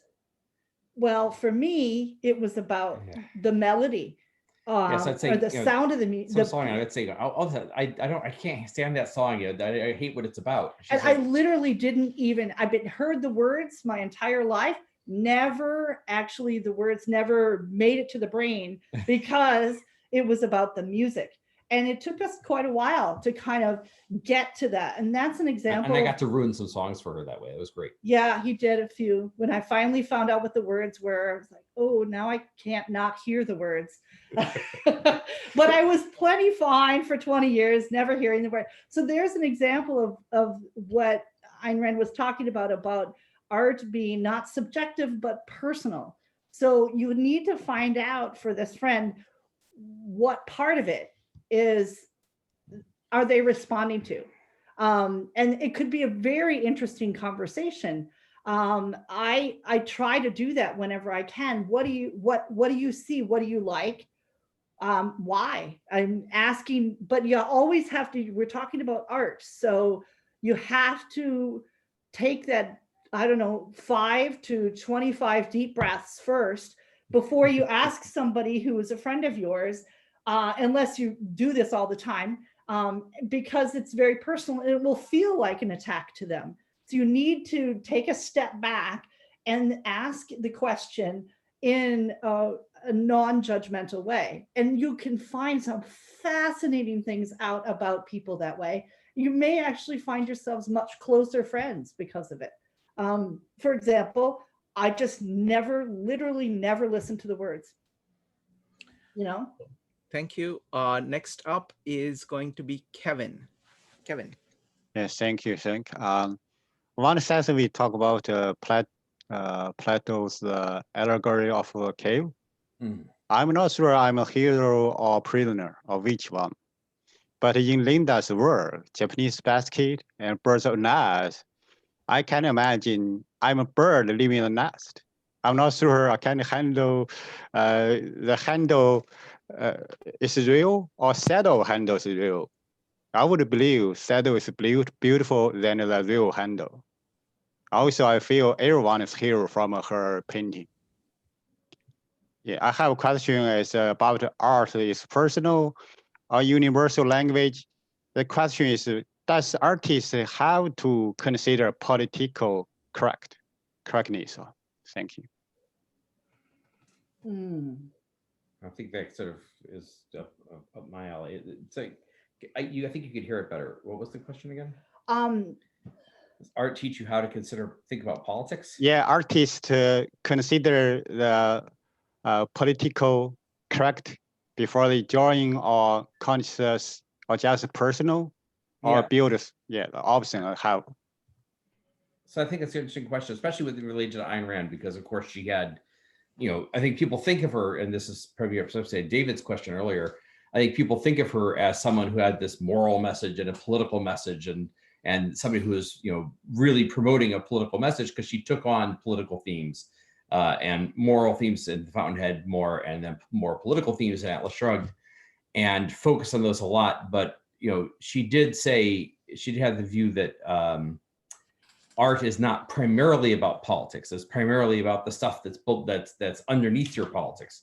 It's primarily about your view of what what kind of world are you in, what kind of people are human beings are. And I think that she started her politics. I mean, and it's actually interesting because she talks about, and it's something I disagree with in this chapter. There's a section where she said an artist could not possibly produce a fully formed vision of his ideal without having an explicitly defined philosophy of it. And I think that artists have shown throughout history that they've done the exact opposite. They've produced oftentimes fully formed views of man without having the ideas behind it and without being able to articulate them. And I think even with her, that she came up with her characters in her novels before she wrote the speeches that they give, right? And the speeches that they give often created new ideas that she came up with as she was writing the novel. But the character exists. So John Galt exists, or the characters in her novels, the heroes in her novels.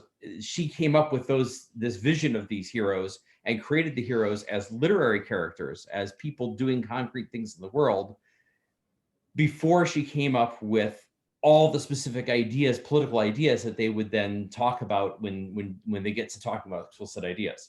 So I think art really has to start with, I have a view of what a human being is like, and then you can take on the political themes. But like I said, it's even optional whether you do that. By the way, I agree. You use the word pre-moral and moral. That would be different with you. Thank you. Thank you, Kevin. Next up is Laura. Laura, what's your question?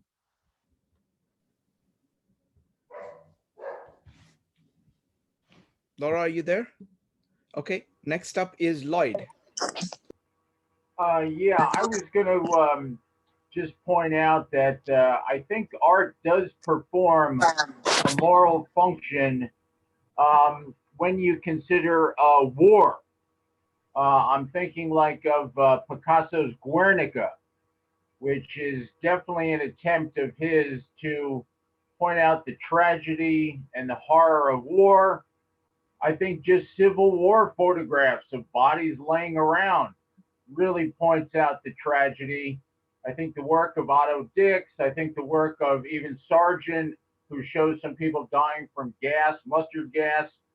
So I think after 75 million people are killed, art is going to step in and give a reaction to that. And I'm glad that it does maybe stop people in their tracks or get leaders to consider, this war. I don't want to go into this lightly. So I think art does perform a moral function, especially against war. And I'm just curious to, have people consider, doesn't art perform a moral function in terms of pointing out the tragedy and the horror of war? I want to say that if it does, again, I agree with Ayn Rand's viewpoint that would be a byproduct. The reason the artist is depicting the horrors of war is not to beat you over the head with a moral sentiment. They are doing it because they need to express this horror that's within themselves, and they're bringing it out.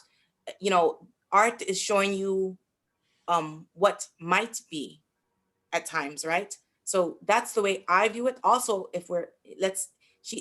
Ayn Rand is also talking, this is why she's telling us about romantic literature, romantic art.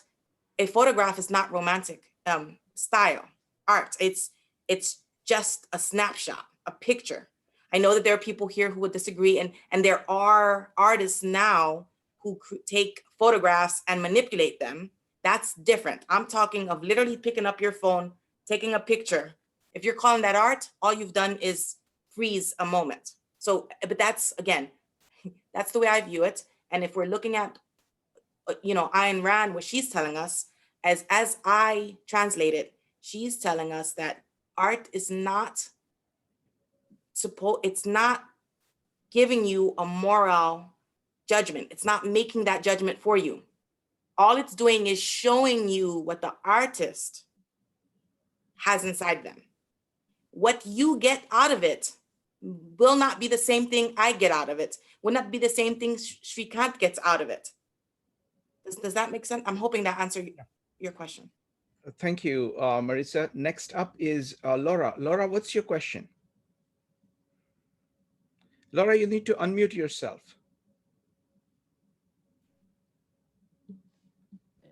Okay, I'm unmuted. The question I want to ask is, when abstract came into being, abstract was about seeing the movement, and not the just the movement and not the detail. And so I kind of wonder how it fits into what Marissa was talking about.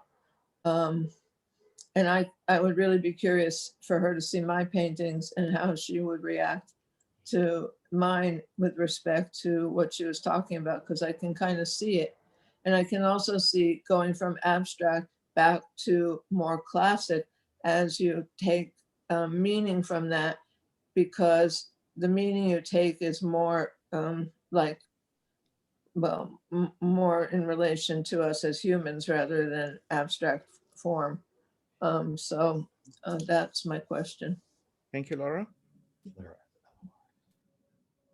I think this is a good question for me to grab. Abstract expressionism, you have to remember, they're also showing a metaphysical value judgment. The thing that is deeply interesting to those artists was that movement. And they were isolating that and excluding the other.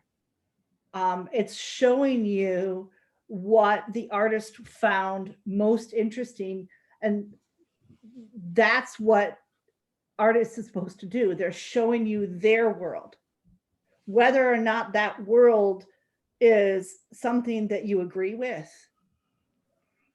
that's a whole different kettle of fish. But when the artist is creating, they are consciously or subconsciously, unconsciously creating and reflecting that sense of life.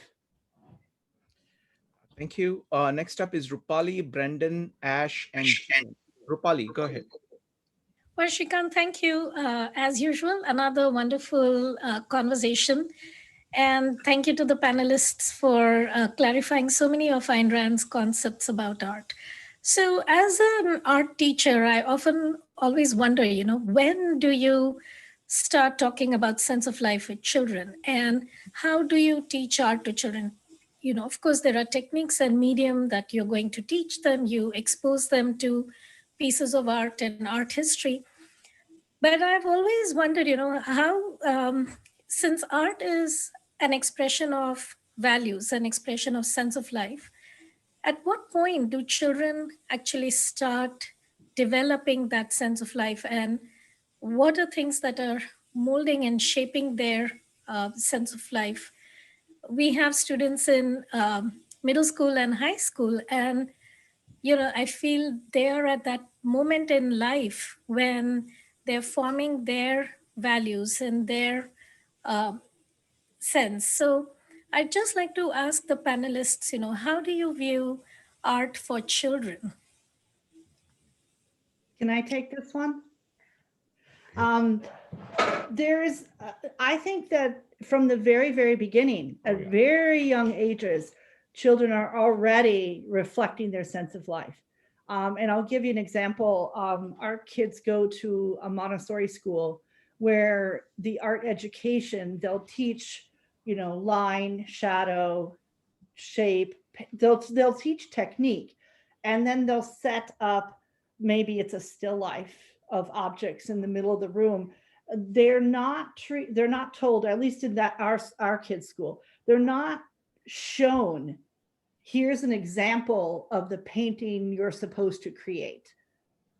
and there's a very opposite of what a lot of art education is for kids, where you'll show them an example of what there's to create, and then they work to create it. And usually what happens is they feel that they never make it to that level, and then they're not interested.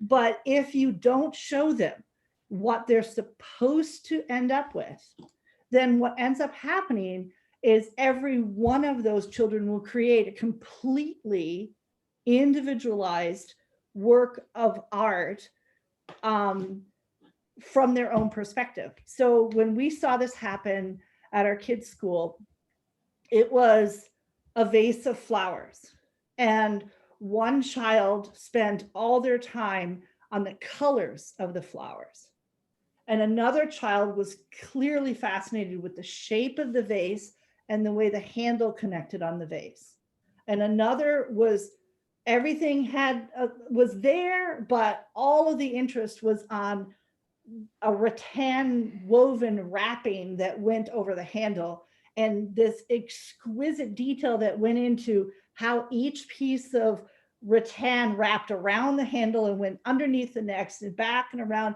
And every single one of those kids was doing the thing that they were interested in. They were looking at all of them at the exact same thing in the middle of the room, maybe from different perspectives around that object, but every one of them was already reflecting that individual sense of life, their individual value judgments, what was interesting to them about that exact same thing. When you don't interrupt it like that, kids will naturally form it. You got to work on teaching them technique and then letting them do their thing. I'm very strongly of the belief. You're not in here anymore. I'm very strongly of the belief that kids are forming their sense of life from the very get-go. Yeah. And from all sorts of different things. From like we put a lot of emphasis on the stories. They're 1, they're 2 years old. They love stories. They love to have stories read to them, and they love certain and how they react to those stories and which kind of stories you're reading to them. That has a big impact on their sense of life, and that's. So I think it's something that starts at a very early time and is being formed in all sorts of different ways. And the big thing I would say that, the best thing we've done for our kids is that I think a lot of kids aren't exposed to much art. There's a tendency for people to let popular culture raise their kids. So the only art they're exposed to is, whatever the latest song is, or whatever the latest movie is that's out, or whatever they happen to put on the TV at a certain time. That's a bit of a barren landscape. Yeah, and whereas just as something as simple as taking your kids to a museum and they can see different kinds of art is hugely important, and they can't. Basically, it should start really early because they're forming their sense of life from the get-go. And they'll be very, very. If you take them to a museum and you just follow behind them, and you'll have different time periods throughout the whole museum, and you just wander and you follow them. They'll take you to the things they're interested in, and they won't leave that space until you get kicked out. So, plan ahead. There'll be certain spaces and certain galleries they will avoid. And you have to let them, you can discuss things with them at whatever level is appropriate for the child. But you need to let the biggest thing I would say is you have to let children have their natural reactions and not tell them what to think. Yeah, that's really. And expose them to as much as you can. Yeah, that's really good. Great. Thank you so much. You're welcome. Thank you for teaching kids art. Thank you. Let me just go ahead. Okay. The point I want to make is that it's again the point of that art has the power of reaching directly to emotions. The funniest example I know of is that when my niece was 2-year-old and she would watch horror movies, if a horror movie came on, she would want to watch it, but then she would cover her ears. And I said, "Why are you covering your ears?" She said, "Because I'm scared." She said, "Then don't watch it." "No, I can watch," but because it's most of the horror movie, it's the music Yeah. Yes. It's the sound which is actually carrying most of the scare, the scariness of it, and they respond to it. So I think it's actually art is a very powerful way of bringing up questions about metaphysics and morality long before they have the conceptual ability to do that. Okay, next up is going to be Brendan. Brendan, go ahead. Can you hear me? Yes. Yep. Great. So we're talk about how your own metaphysical value judgments impact your response to an artwork, and then the artist has their own metaphysical value judgments that go into creating that artwork. But I've noticed various artists who seem to have certain themes running through their entire body of work, or a certain worldview. And then occasionally there might be a certain painting, a handful of paintings across their body of work that sort of contradicts that. So how do you approach that, or how do you interpret that? Is it a contradiction in their value judgments? Is it an experiment, even just a technical experiment? Or how do you approach that in painting, sculpture, literature, anything? It could be just a technical experiment, because one thing that many artists do is they'll feel like they need to explore something new. So I know a few artists that have done that. They paint entirely in one style, and then every now and then they'll try something that seems complete. It's like trying on a totally different sense of life to see how it fits. Whether that's so, it could be that. It could be that it is a dichotomy within them, that they're both of those things. I mean, think about Michelangelo's work. The David is one thing, but when you look at some of the, towards the end of his, the dying, for example, the dying slave is an example. If you go everybody can go Google, if you don't have them already in your mind, go look at Michelangelo's David and then at his dying slave, and you'll see this twisting reaction and this turmoil and torment. That was genuinely what this man was going through. And there is some of it, there's a kernel of that battle in the David, but it hasn't, let's just say it hasn't fully flowered until the dying slave. So you can see it throughout a long period too. And that would be a case where it's different phases of an artist's life will have different types. But you'd have to check with them. It could just be that they're testing something. It could be they're trying a brand new technique. I mean, I know artists who have worked in clay and then have shifted into stone. It's sometimes uncomfortable to see their first work in that, because they're fully developed. It's like a musician who's fantastic on one instrument and they pick up another instrument and it just doesn't work yet. You know what I mean? So it could be that too. It could be a number of different things. She's been listening to practice the violin. If I can just throw in one really quick thing there, perhaps they may not, so you use the word contradiction. That's a very strong word. Perhaps the contradiction lies within yourself as the viewer and not within the artist. As Sherry said, maybe they're just trying a different technique, but if you're seeing a contradiction, maybe that's something within yourself that, you maybe need to go to a corner and analyze. Why does this resonate with you so strongly that you use contradiction? Excellent.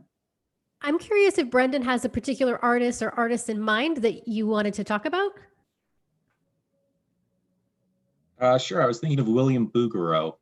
He does a lot of 19th century painter. He does a lot of serene, beautiful pastoral scenes and a lot of, I suppose, gypsies, peasants, very wise, intelligent looking. And then you also have a painting of Christ being flogged. Or you see is it Orestes, Agamemnon's son, being pursued by the Furies. They're impressive paintings, but they're so opposite to the larger body of his work. We're looking at that now. Yeah.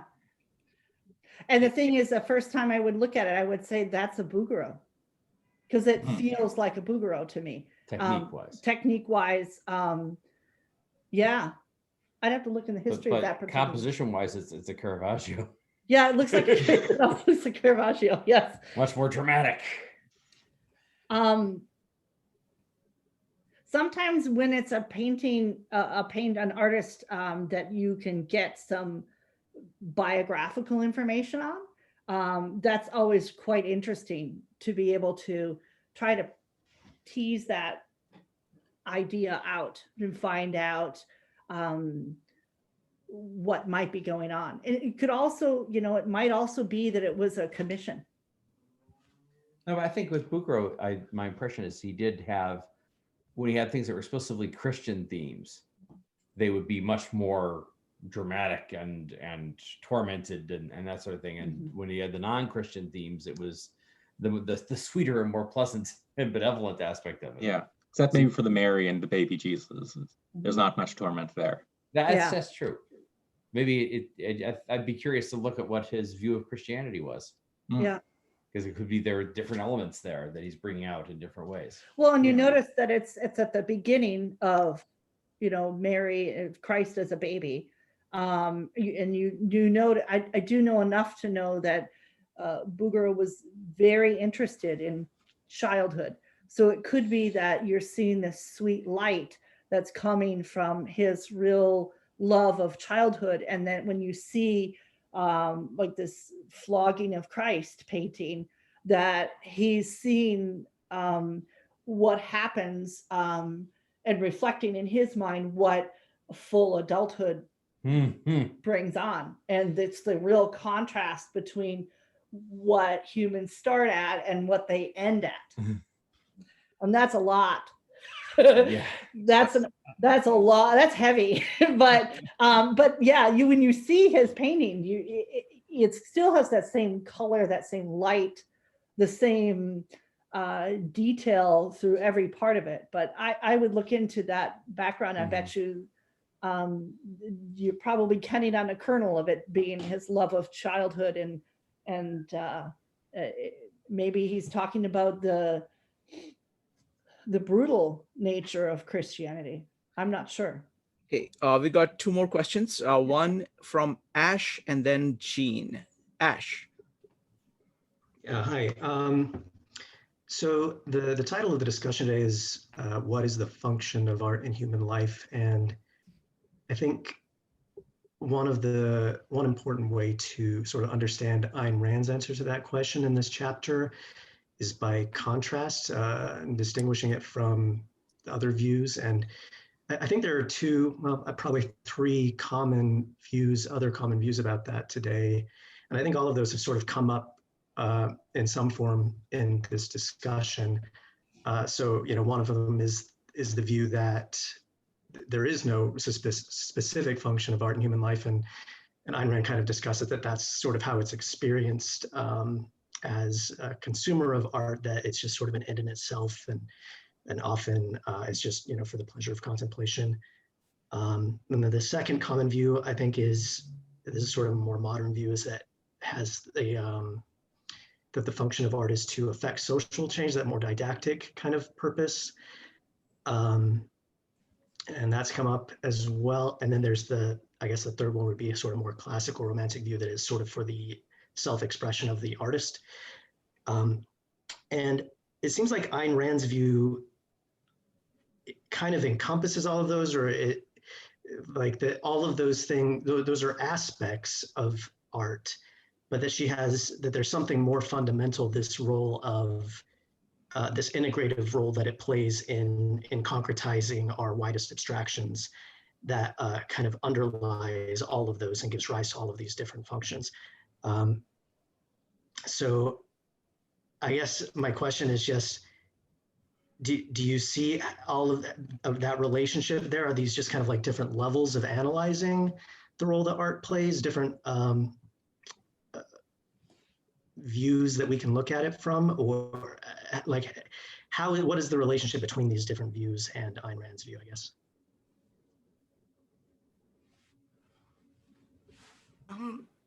Not to sound like a broken record here, I'm sorry, but you know, Ayn Rand is very adamant that art is not the handmaiden for morality.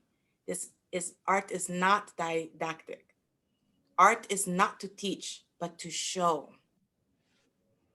I'm gonna let somebody chime in and disagree with me, but Well, that's my stance. Do you want to do it, or should I would say Maritza is very right. That's Ayn Rand's view.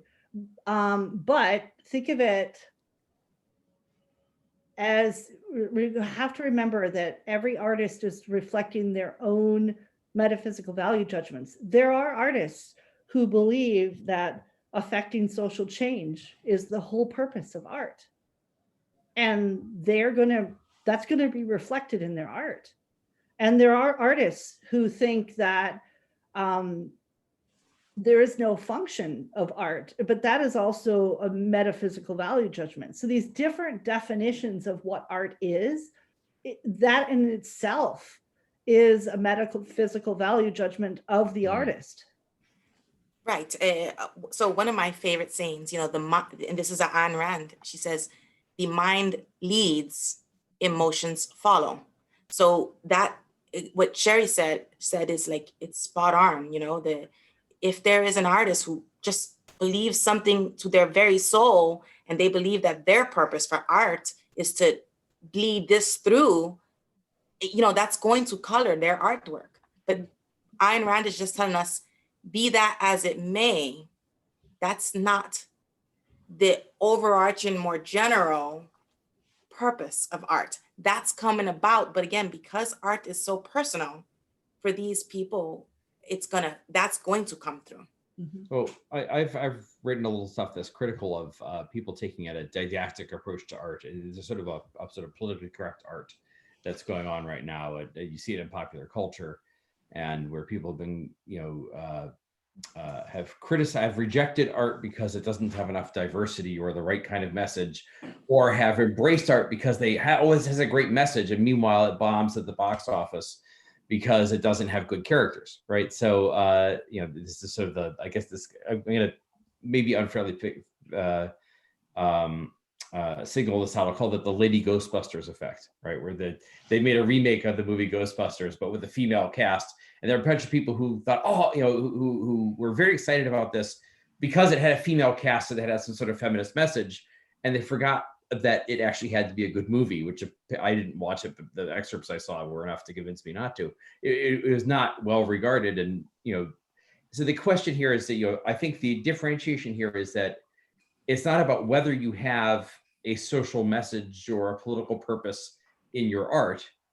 It's about whether you also have, whether you also remember that political message or social purpose has to be embodied in interesting characters that are well thought out, that are interesting and worth watching on their own, or whether you use the political message as a crutch, to get people to say, oh, I love this because it has the political message and not because it has the interesting characters. And the best art is when the best thing is if you have that political purpose or message, you have to compete really on, can I take that message and embody it in something that people want to see and are interested and inspired by?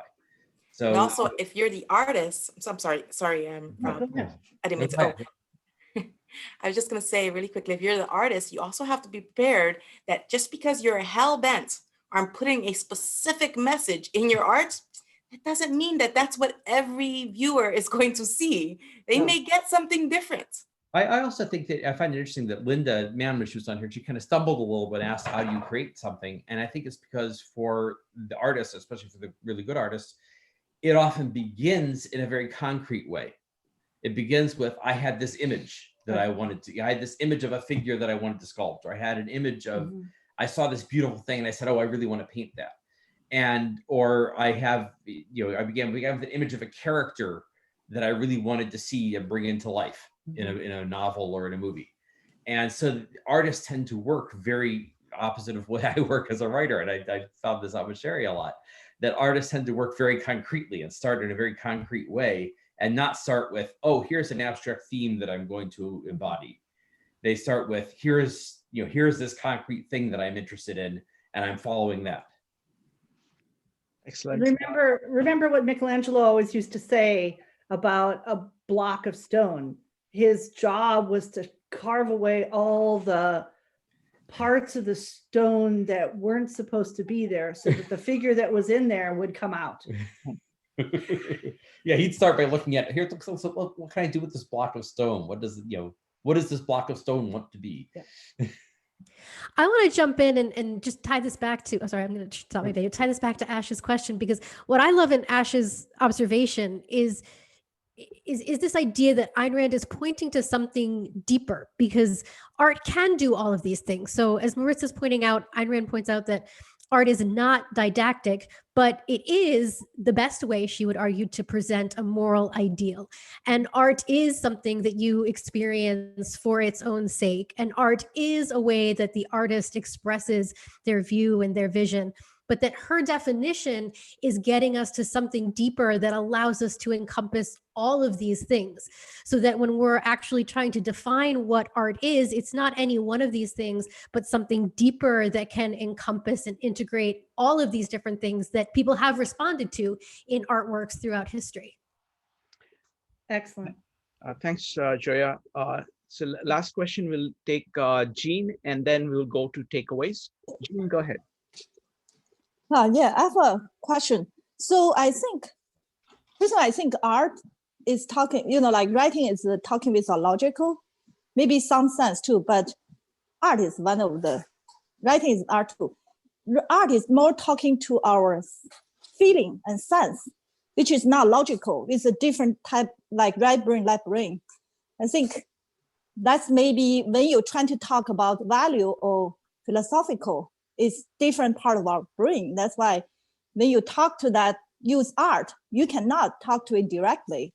You have to talk it in more like experiential way. So you don't really tell you a very dry theory. You tell it in a creative, more phenomenal. So that's my understanding. And I have a question, is like for my kids, I observed, I have two kids.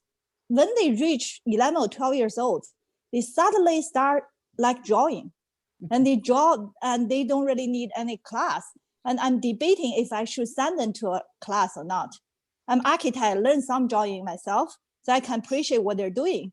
And I actually see a lot of classes, they actually kill creativity. Because I see what they draw, they draw these imagined characters, and they have a lot of creativity in there.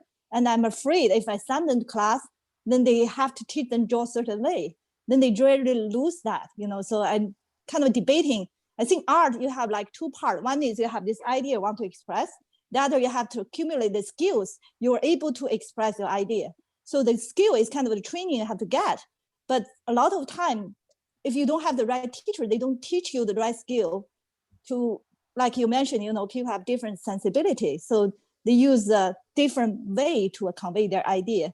So they may force their own way to you, the teacher, instead of like forcing your way of expression. So I want to hear your thought on that. Mm-hmm. It's you have to be very careful with art education. You have to do a lot of research. You most definitely can kill a kid's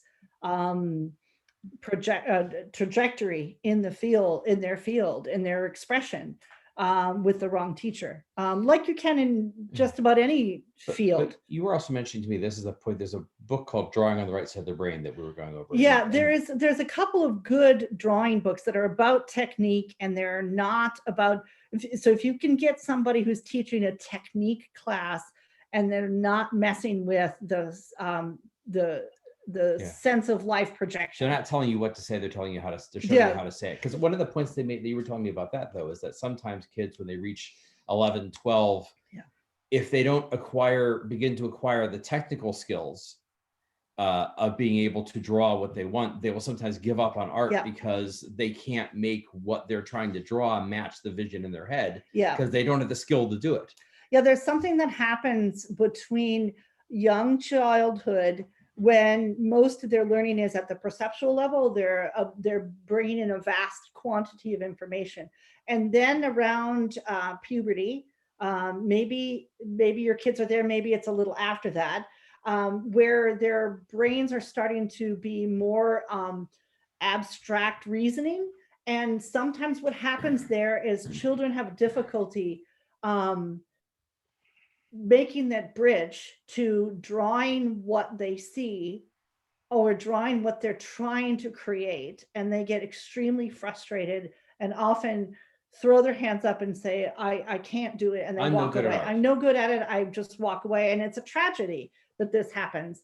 One book I always recommend is a book called Betty Edwards. It's called Drawing on the Right Side of the Brain.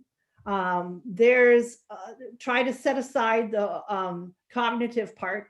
There's some incorrectness, but she's an artist. She's not a cognitive scientist.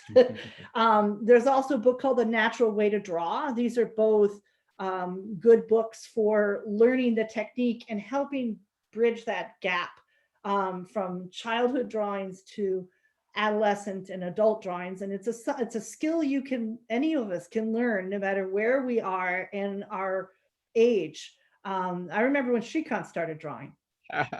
Yeah, and I have to tell you the story of, my niece would come and stay with me for a week during her summers. And one summer she came and she said, so I said, okay, let's draw. So she said, I can't draw. She said, no. So I said, okay, let's draw faces. The faces are actually hardest to draw because your reaction to things going wrong is very intense. So that's the best thing to draw. So you actually correct yourself. So I said, no, let's draw faces. And I used this book, Right Side of the Brain. And within a week, she was actually drawing a little better than me. So it's that powerful at that age. So Jean, I would recommend reading the book yourself and drawing with your kids. That's probably the easiest way because they can pick up, it's very simple principles of kind of going with the larger patterns first and then zooming in on the smaller patterns, some very simple principles that just, that just work. All right, folks, so we're running a little bit late. So what we're going to do is that we are now going to go to takeaways. But before takeaways, if the panelists want to kind of do a summary, maybe 1 or 2 minute wrap up, and then we'll go to takeaways. I'd like to start almost with a little teaser for next time. We're getting into the next chapter is philosophy and sense of life. I think this might get to Ash's question. I think there was a part of his question about the cognitive nature of art and how it works. And we'll be getting into that in a much deeper level as we go through these chapters. So I think it's going to be a great journey where we can drill down deeper and answer more of these questions at a deeper level.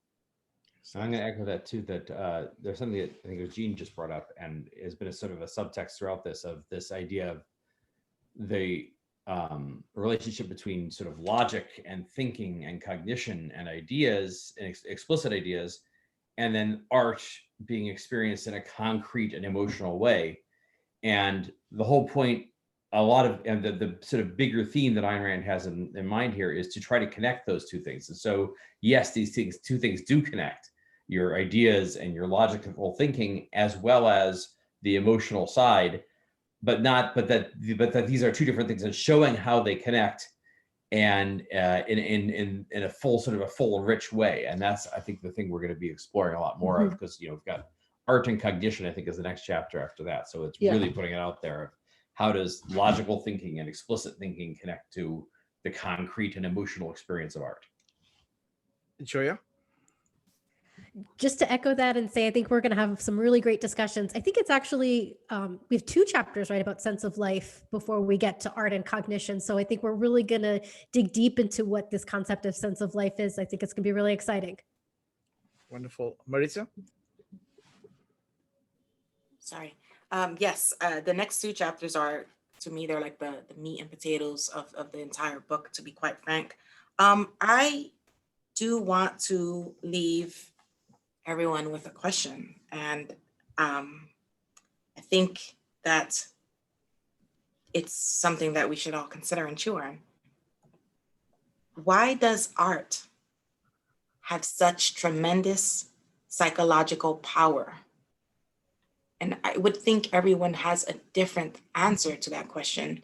And it's a personal answer for everyone, almost as unique and personal as any artwork we would create. Wonderful. All right. So panel, I mean, this is just wonderful. And it was great that Andrew and Linda dropped by. But now I want to hear from everybody about what they are walking away from this meetup with. So, but I'm not, let me go ahead and you can, I'm going to move to the gallery view so I can start calling on people. Ash, I see you first. What did you get? Sorry, it took a second to unmute. I really enjoyed the discussions. I actually would like to kind of add a question, I guess, for going forward. And I know people mentioned, the next few chapters is going to be digging more deep into this cognitive aspect and things like that. But, even in this chapter, Ayn Rand mentioned that kind of the key to understanding her view of art and its function in human life is our nature as conceptual beings, our conceptual faculty. I don't think that's her discussion of concept formation in this chapter on art is a tangent. Like, I think is really a really crucial part of her argument. And so that's something I'm looking forward to digging further into. So I guess that's kind of like my biggest takeaway right now. Thank you, Ash. Next up is going to be Jonathan, Rupali, and Mike. Jonathan?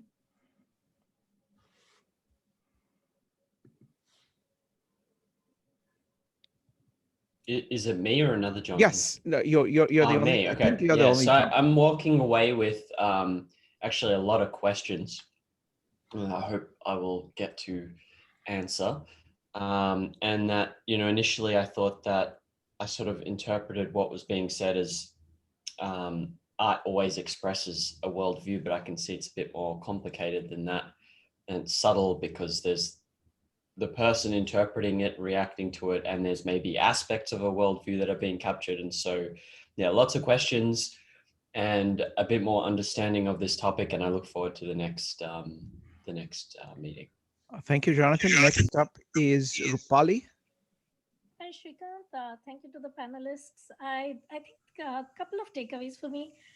Drawing on the Right Side of the Brain has been one of my favorite books. That's how I learned to draw when I was in probably middle school. And highly encourage people to use that with their children. And the other thing is, as an educator, I see a lot of parallels between Montessori and the sense of life or the fundamental needs that humans have. And once we've met with our basic needs of food, clothing, shelter, and then we go to our higher senses, and art is getting into that higher sense of, who are we, what are we, and what is our purpose here? I think Ayn Rand does a good job of capturing that. Thank you. Thank you. Thanks, Rupali. Next up is Mike, Hinckley, let's see, Heather, and Donna. Mike, go ahead. Hi, thanks, Scott. So I enjoyed hearing the discussion. It's been many years since I read the book. So it's really nice going through it in detail. Excellent. Enjoying it. Thank you. Next up is Heather. Okay, next up is Donna, Anna, and Marco. Donna? I'm very intrigued and I look forward to hearing more. This is an interesting topic. Thank you. Next up is Anna, Marco, and Andrew. Anna? Yes, hi. I thought it was a very interesting presentation. especially about the fact that like what we see in the paintings really reflect us, who we are, as well as other people, and to kind of like reconcile the two. So thank you. Thank you, Anna. Heather, can you unmute yourself now? Is it possible? Hi, did that work? Yes, it worked. Hi, thanks. I just wanted, I guess my takeaway is that this discussion, even with a bunch of incredibly thoughtful people, kind of reinforces the basic notion I think I got out of chapter 1, is that art serves a purpose of reinforcing and making real such an incredibly complex set of ideas that it's just incredibly difficult to get at any other way. And when you start trying to discuss and break them down, you do end up with more questions than answers. So the purpose of art is to express something that it's really almost impossible to break down any other way. Thank you, Heather. Next up is Andrew, Les, and Mike. Andrew? Okay, next up is Les and Mike Magic. Okay, next up is Mike. Mike, are you there? Nope. Okay, so next up is Kevin, Joel, and Ronica. Kevin. Thank you, Frank. I just read one is art helps us to complete our own unformed thoughts or ideas. We have a moment when we see a piece of art, perfectly capture our feeling, thought we haven't could how to express. Thank you. Thank you. Next up is Joel, Ronica, and David. Joel? Okay, next up is Ronica, David, and David S., and then David Miller. Hi, Go ahead. Thank you. So there are people who are not visual, or they might be more auditory than visual or kinesthetic and stuff like this. And I happen to know people who are not visual. And for them, art is just something pretty to hang in your living room so that when people come by, they like your house. So, and that's okay. But there is no way to find out if a child is not visual, and to eliminate that from the education is not fair to the children. But if you are visual, like for example, Georgia O'Keeffe, and you go to school, to art school, and they teach you by the academic method. And she was one of the people who threw her hand in the air and said, I can draw. I'm not an artist. I will never be an artist. And she stopped drawing, and she stopped, and she thought, no, I'm not going to be an artist. And then she found a book about how to draw out of your consciousness. And she started to draw again and to paint again, and how lucky we are that she did. So I'd like to say about the education, how far we are from understanding the importance of not only art, but of teaching it as self-expression, not the technical part of it. We saw an example of technical art that is very nice. I mean, I could never do it. But if you are not a technical person, like Jean Miro, for example, if you draw out of your consciousness, that education is not going to do you any favors. I think well, that's all I have to say. I hope. Wonderful. Thank you, Ronica. Appreciate that. Just want to clarify that when we're talking about art here, we're talking about aesthetics in general. So it includes visual arts, literature, and music, and all kinds of combinations of those. Next up is David S., David Miller, and Jean. David. I guess the takeaway has been in thinking about art this way, that and one question is the ability to do art, which is looks like we're gonna focus on that a little. That begins with this embracing the importance and the validity of one's own experience, and embracing in that the self that's experiencing it, and have self-love and some sort of, maybe not a sense of well-being, or that it must be expressed. There's an importance to it. So that individual having a perspective and then choosing to realize that in an act. So that's an interesting dynamic, I think, for me, came out of this. And for me, it applies sort of a side effect, curiously, in playing music, is that you not only want to play the notes, you actually have to relax totally so you can put your expression, your perspective in it. Like, the perspective is important. It's worth like allowing that to happen. And so I'm learning that here. Thanks. Oh, wonderful. Thank you very much, David. Next up is David Miller, Jean, and Laura. In answer to the takeaway question that Maritza put to us, I take the subjectivist view that in art, the emotions lead. That's all. Okay. Thank you. Next up is Jean, Laura, and Brendan. Yeah, it's quite interesting because I think Ayn Rand is also a thinker. I'm a thinker more than the feeler. So I'm architect, so it's also balanced kind of left, right brain.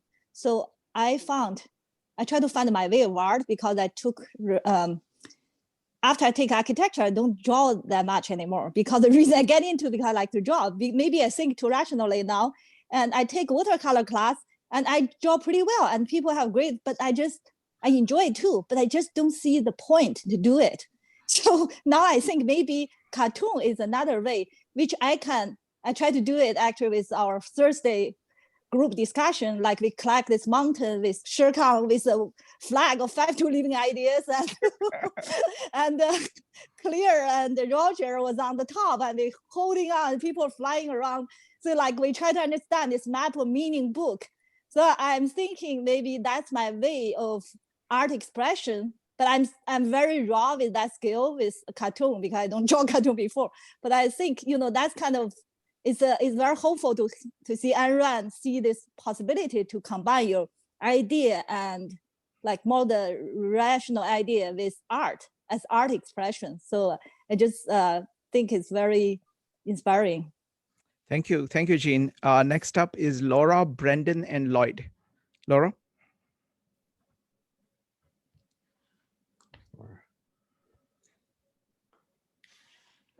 Laura, are you there? I think, okay. Yeah, there she is. Oh, no, Laura, you need to unmute yourself. Okay, next up is Brendan. Brendan, go ahead. Yeah, thanks everyone. I really enjoyed this conversation. Everyone, we really went into a lot more detail about the nuance with value judgments, and I'm sure next time sense of life. And you usually get in discussions like this. So I really appreciate it. Thanks. Thank you, Brendan. Next up is Laura. I think Go ahead, Laura. Now. Okay, what was your takeaway? I brought show and tell. Okay, this is a painting that I painted over painting. The only thing that I thought about was keeping the orange in it. And so no other thought was, no intentionality. I only think about color and form and creating geometry. I had no other thing in my head, okay? And that's how I paint every painting. Every painting is unique. Every painting is just with no intentionality. Oftentimes they have a lot of imagery in them. I never see any of the imagery until I'm done. Lots of people want to see things that are real, because they'll say, what is it? And I'll always say, whatever you see. And then they start seeing things, and they start seeing more things and more things. They see things that I've never seen. And now, actually, unfortunately, I paint and I stop and I say, oh, what do I see in it? Because I want to be ahead of the game. But anyway, I just thought with all of everything, I would say that if you want to try and explain to me all the things that you were talking about that you expect to see in a painting, you can have any one of my paintings, but I just thought I'd bring show and tell to tell you that that's how I paint. Thank you, Laura. Okay. Next up is Lloyd, Dave, and Linda. Yeah, I was just going to say that I just think one thing that's important to remember is that a lot of times art is a reaction to other things. So when photography came out, painters realized they couldn't compete with photography as far as capturing reality. So then Impressionism came out. And that was more of the artist's subjective response to things, and it's more spontaneous. So it is important, art as a reaction to what was going on and a reaction to previous developments. Just wanted to say that. Thank you, Lloyd. There was post-expressionism. Thank you, Lloyd. Next up is, give me just a second. Next is Dave, Linda, and Francoise. Thanks, Shrikant, and thanks to all the panelists for a fascinating discussion of art. And I especially enjoyed talking about composition. As a musician, I think everybody thinks of music as all these harmonious sounds, but every once in a while we have a moment of silence we call it a rest. That's all part of the composition. And I was fascinated by Linda talking about the painting she was talking about, and the fact that the shadow of the basket was pointing at the wine decanter. I was just fascinated that she was, using that that method. And also, I was fascinated by the case that was about 1/4 there, and about 3/4 was obscured by shadow. And they just, wondered what was meant by that. Kind of mysterious, but. Yeah, anyway, a very good topic today. Thank you. Thank you, Dave. Next up is Linda and Francoise. Linda. I very much appreciated listening to Rob and Sherry talk about art. You have so much to say. I wish there'd just be one event with the two of you talking about art. Thank you. Yeah, I love this. I visit them for Thanksgiving, and we talk like this for hours and hours. So it's very special that because I can't go there for Thanksgiving, we are able to do these meetups here, and we have them come and talk. And it's wonderful to have Joya and Maritza. So it's very good. Thank you. Next up is Francoise. Well, thank you so much. It's been very, very interesting. I always find talking about art fascinating because there's so many input and point of views and all that, and seeing it under the umbrella of Ayn Rand, I was very curious about it. But I'm still puzzled about that Romanticism. Is it really a period? Is it a style? I'm a little bit confused of what she called, that Romanticism in the middle, like it's a limiting way about the conversation, but I think we expanded outside of Romanticism from what I've heard. But thank you, it's been fascinating. Thank you, Francoise. Okay, so kind of any final remarks from, we'll go kind of Maritza, Joya, Rob or Sherry, any final comments? Let Maritza go first. I guess I will answer directly Francoise's question just very briefly. The Ayn Rand does state that the romantic movement, as it were, it's not active. It doesn't exist. Well, she said this when she wrote the book. So she said it doesn't exist, but what she is a proponent for, and what she was hoping her book would do, was create in the reader a desire to maybe foster the movement. Like she's hoping to start the movement again for increased romantic style of art. And by art, it's not limited to just paintings. She's talking all encompassing art, literature, sculpture, poetry. So the style she's talking is a style that is emotive and presenting of an ideal. That's a very oversimplification of how she's viewing as being within the bubble of Romanticism. And we're gonna go so much more in detail in the next coming weeks with the future chapters. I look forward to seeing the rest of you. Thank you guys all for being here. Thank you, Maritza. Next up is Joya. I'll jump in and say it's chapter 6 is specifically what is Romanticism. So we still have several weeks where we're just going to explore what art is broadly, and we're going to do a deep dive into literature. But hopefully Francoise can join us when we do the discussion that will be all about what specifically is Romanticism. Thank you. Rob and Sherry. Since we're talking about titles like that, like Romanticism, I'll throw in the art history side of it, which is all of these styles that we're talking about. They're just bookends, because all of the art that we're looking at, they're individuals and they're individual artists and individual works of art. So we have general categories that we put around the ends to have enough of a contrast to a different prior category or later category, or maybe it's a different area of the world or something like that. And that's just so that it's easier for us. It's another concept. It's easier for us to look at them that way. But remember, when we're talking about it, that really always at the deep heart of it, it's individual artist and it's individual work of art that we're talking about.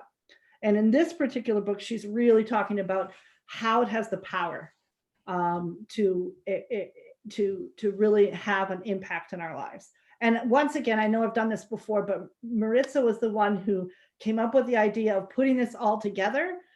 So thank you. This is a really wonderful, enjoyable afternoon, and I really hope to see you all again next time. Sherry's really enjoying this because for once in our household, we're not talking about politics, we're talking about art. So once we were at a conference and everybody would come to the table at dinner and they'd want to talk politics with Rob. And I put my foot down once, and everybody who came to sit down, they said, "Hey, can we have a seat here?" And I put up, I said, "Okay, you can, but there's a rule. At this table, we're talking only about art. And if you bring up politics, we're going to ask you to leave." Send you another table. And so people would come to the table and they'd stand and they'd think for a minute, like, do I want to do this or do I not? And some people would actually walk away and say, "I'll catch you another night when it's about politics." Sherry, that's the rule here for this Zoom meetup too. So if we kick Rob out, can we kick him out if he starts talking politics too much? No, yeah, that's the rule. That's the rule. So it's like, keep on topic. That's rule number 2. There you go. Go ahead. So the thing I wanted to end with is we talked about, because we've been talking about visual arts as our examples because they're very, you can screen share them and all that. I've been talking about movies because definitely go out and watch a movie pretty easily. Ayn Rand's main focus is literature, but we're also going to get to music. I was just looking through the index, and I've been confirmed that chapter 4, Art and Cognition, there's like a 10-page section there that's about music. And I'm hoping I can give a Shrikant that when we do that, we're going to do that. We'll do it with us sitting in front of the piano, and we'll play a couple things. Do not make me play. I'll play a couple things. Okay. And because it's a short piece, I think it can play to illustrate some interesting things about it. So, we can get some musical examples as well. We're going to get deeply into that. But I want to go back to this issue of Romanticism because, Romanticism is one thing in literature. It's a slightly different thing in visual arts. It's a slightly different thing in music. I'll be playing some Chopin, so Romanticism in music. And it's a very different thing in philosophy. And what I find fascinating about the approach Ayn Rand's taking here is what she's doing is actually kind of radical with regard to the other Romanticists, because Romanticism in art tends to be about the expression of very strong emotion. And that tied into the Romanticism in philosophy was the idea that emotion, a subjective emotion is all there is. Subjective emotion is the only real reality. And Romanticism is viewed as sort of a backlash to or a swerve away from the Enlightenment ideal of reason. But here Ayn Rand is coming in, writing the Romantic Manifesto, and she basically is taking an Enlightenment philosophy, one based on reason, and using it to support and in a way redefine a romanticist aesthetics.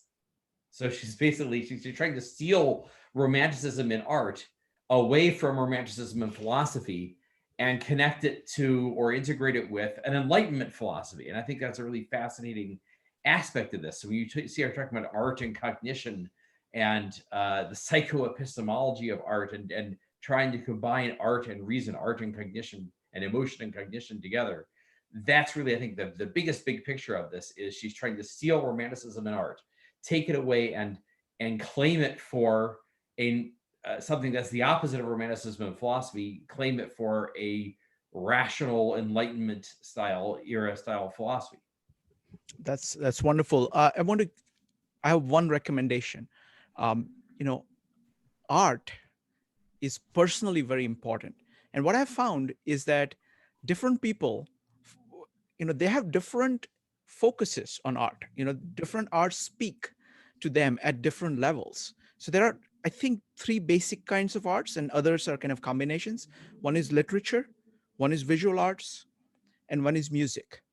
So ask yourself, which of these arts speaks to you most, and try to actually interpret whatever is being said using that, because you will probably have the best base to do that. And we'll be covering, across all the 3. All right, folks, this is just delightful. So Maritza, thank you very much for getting this started. Thanks, Joya, for being here.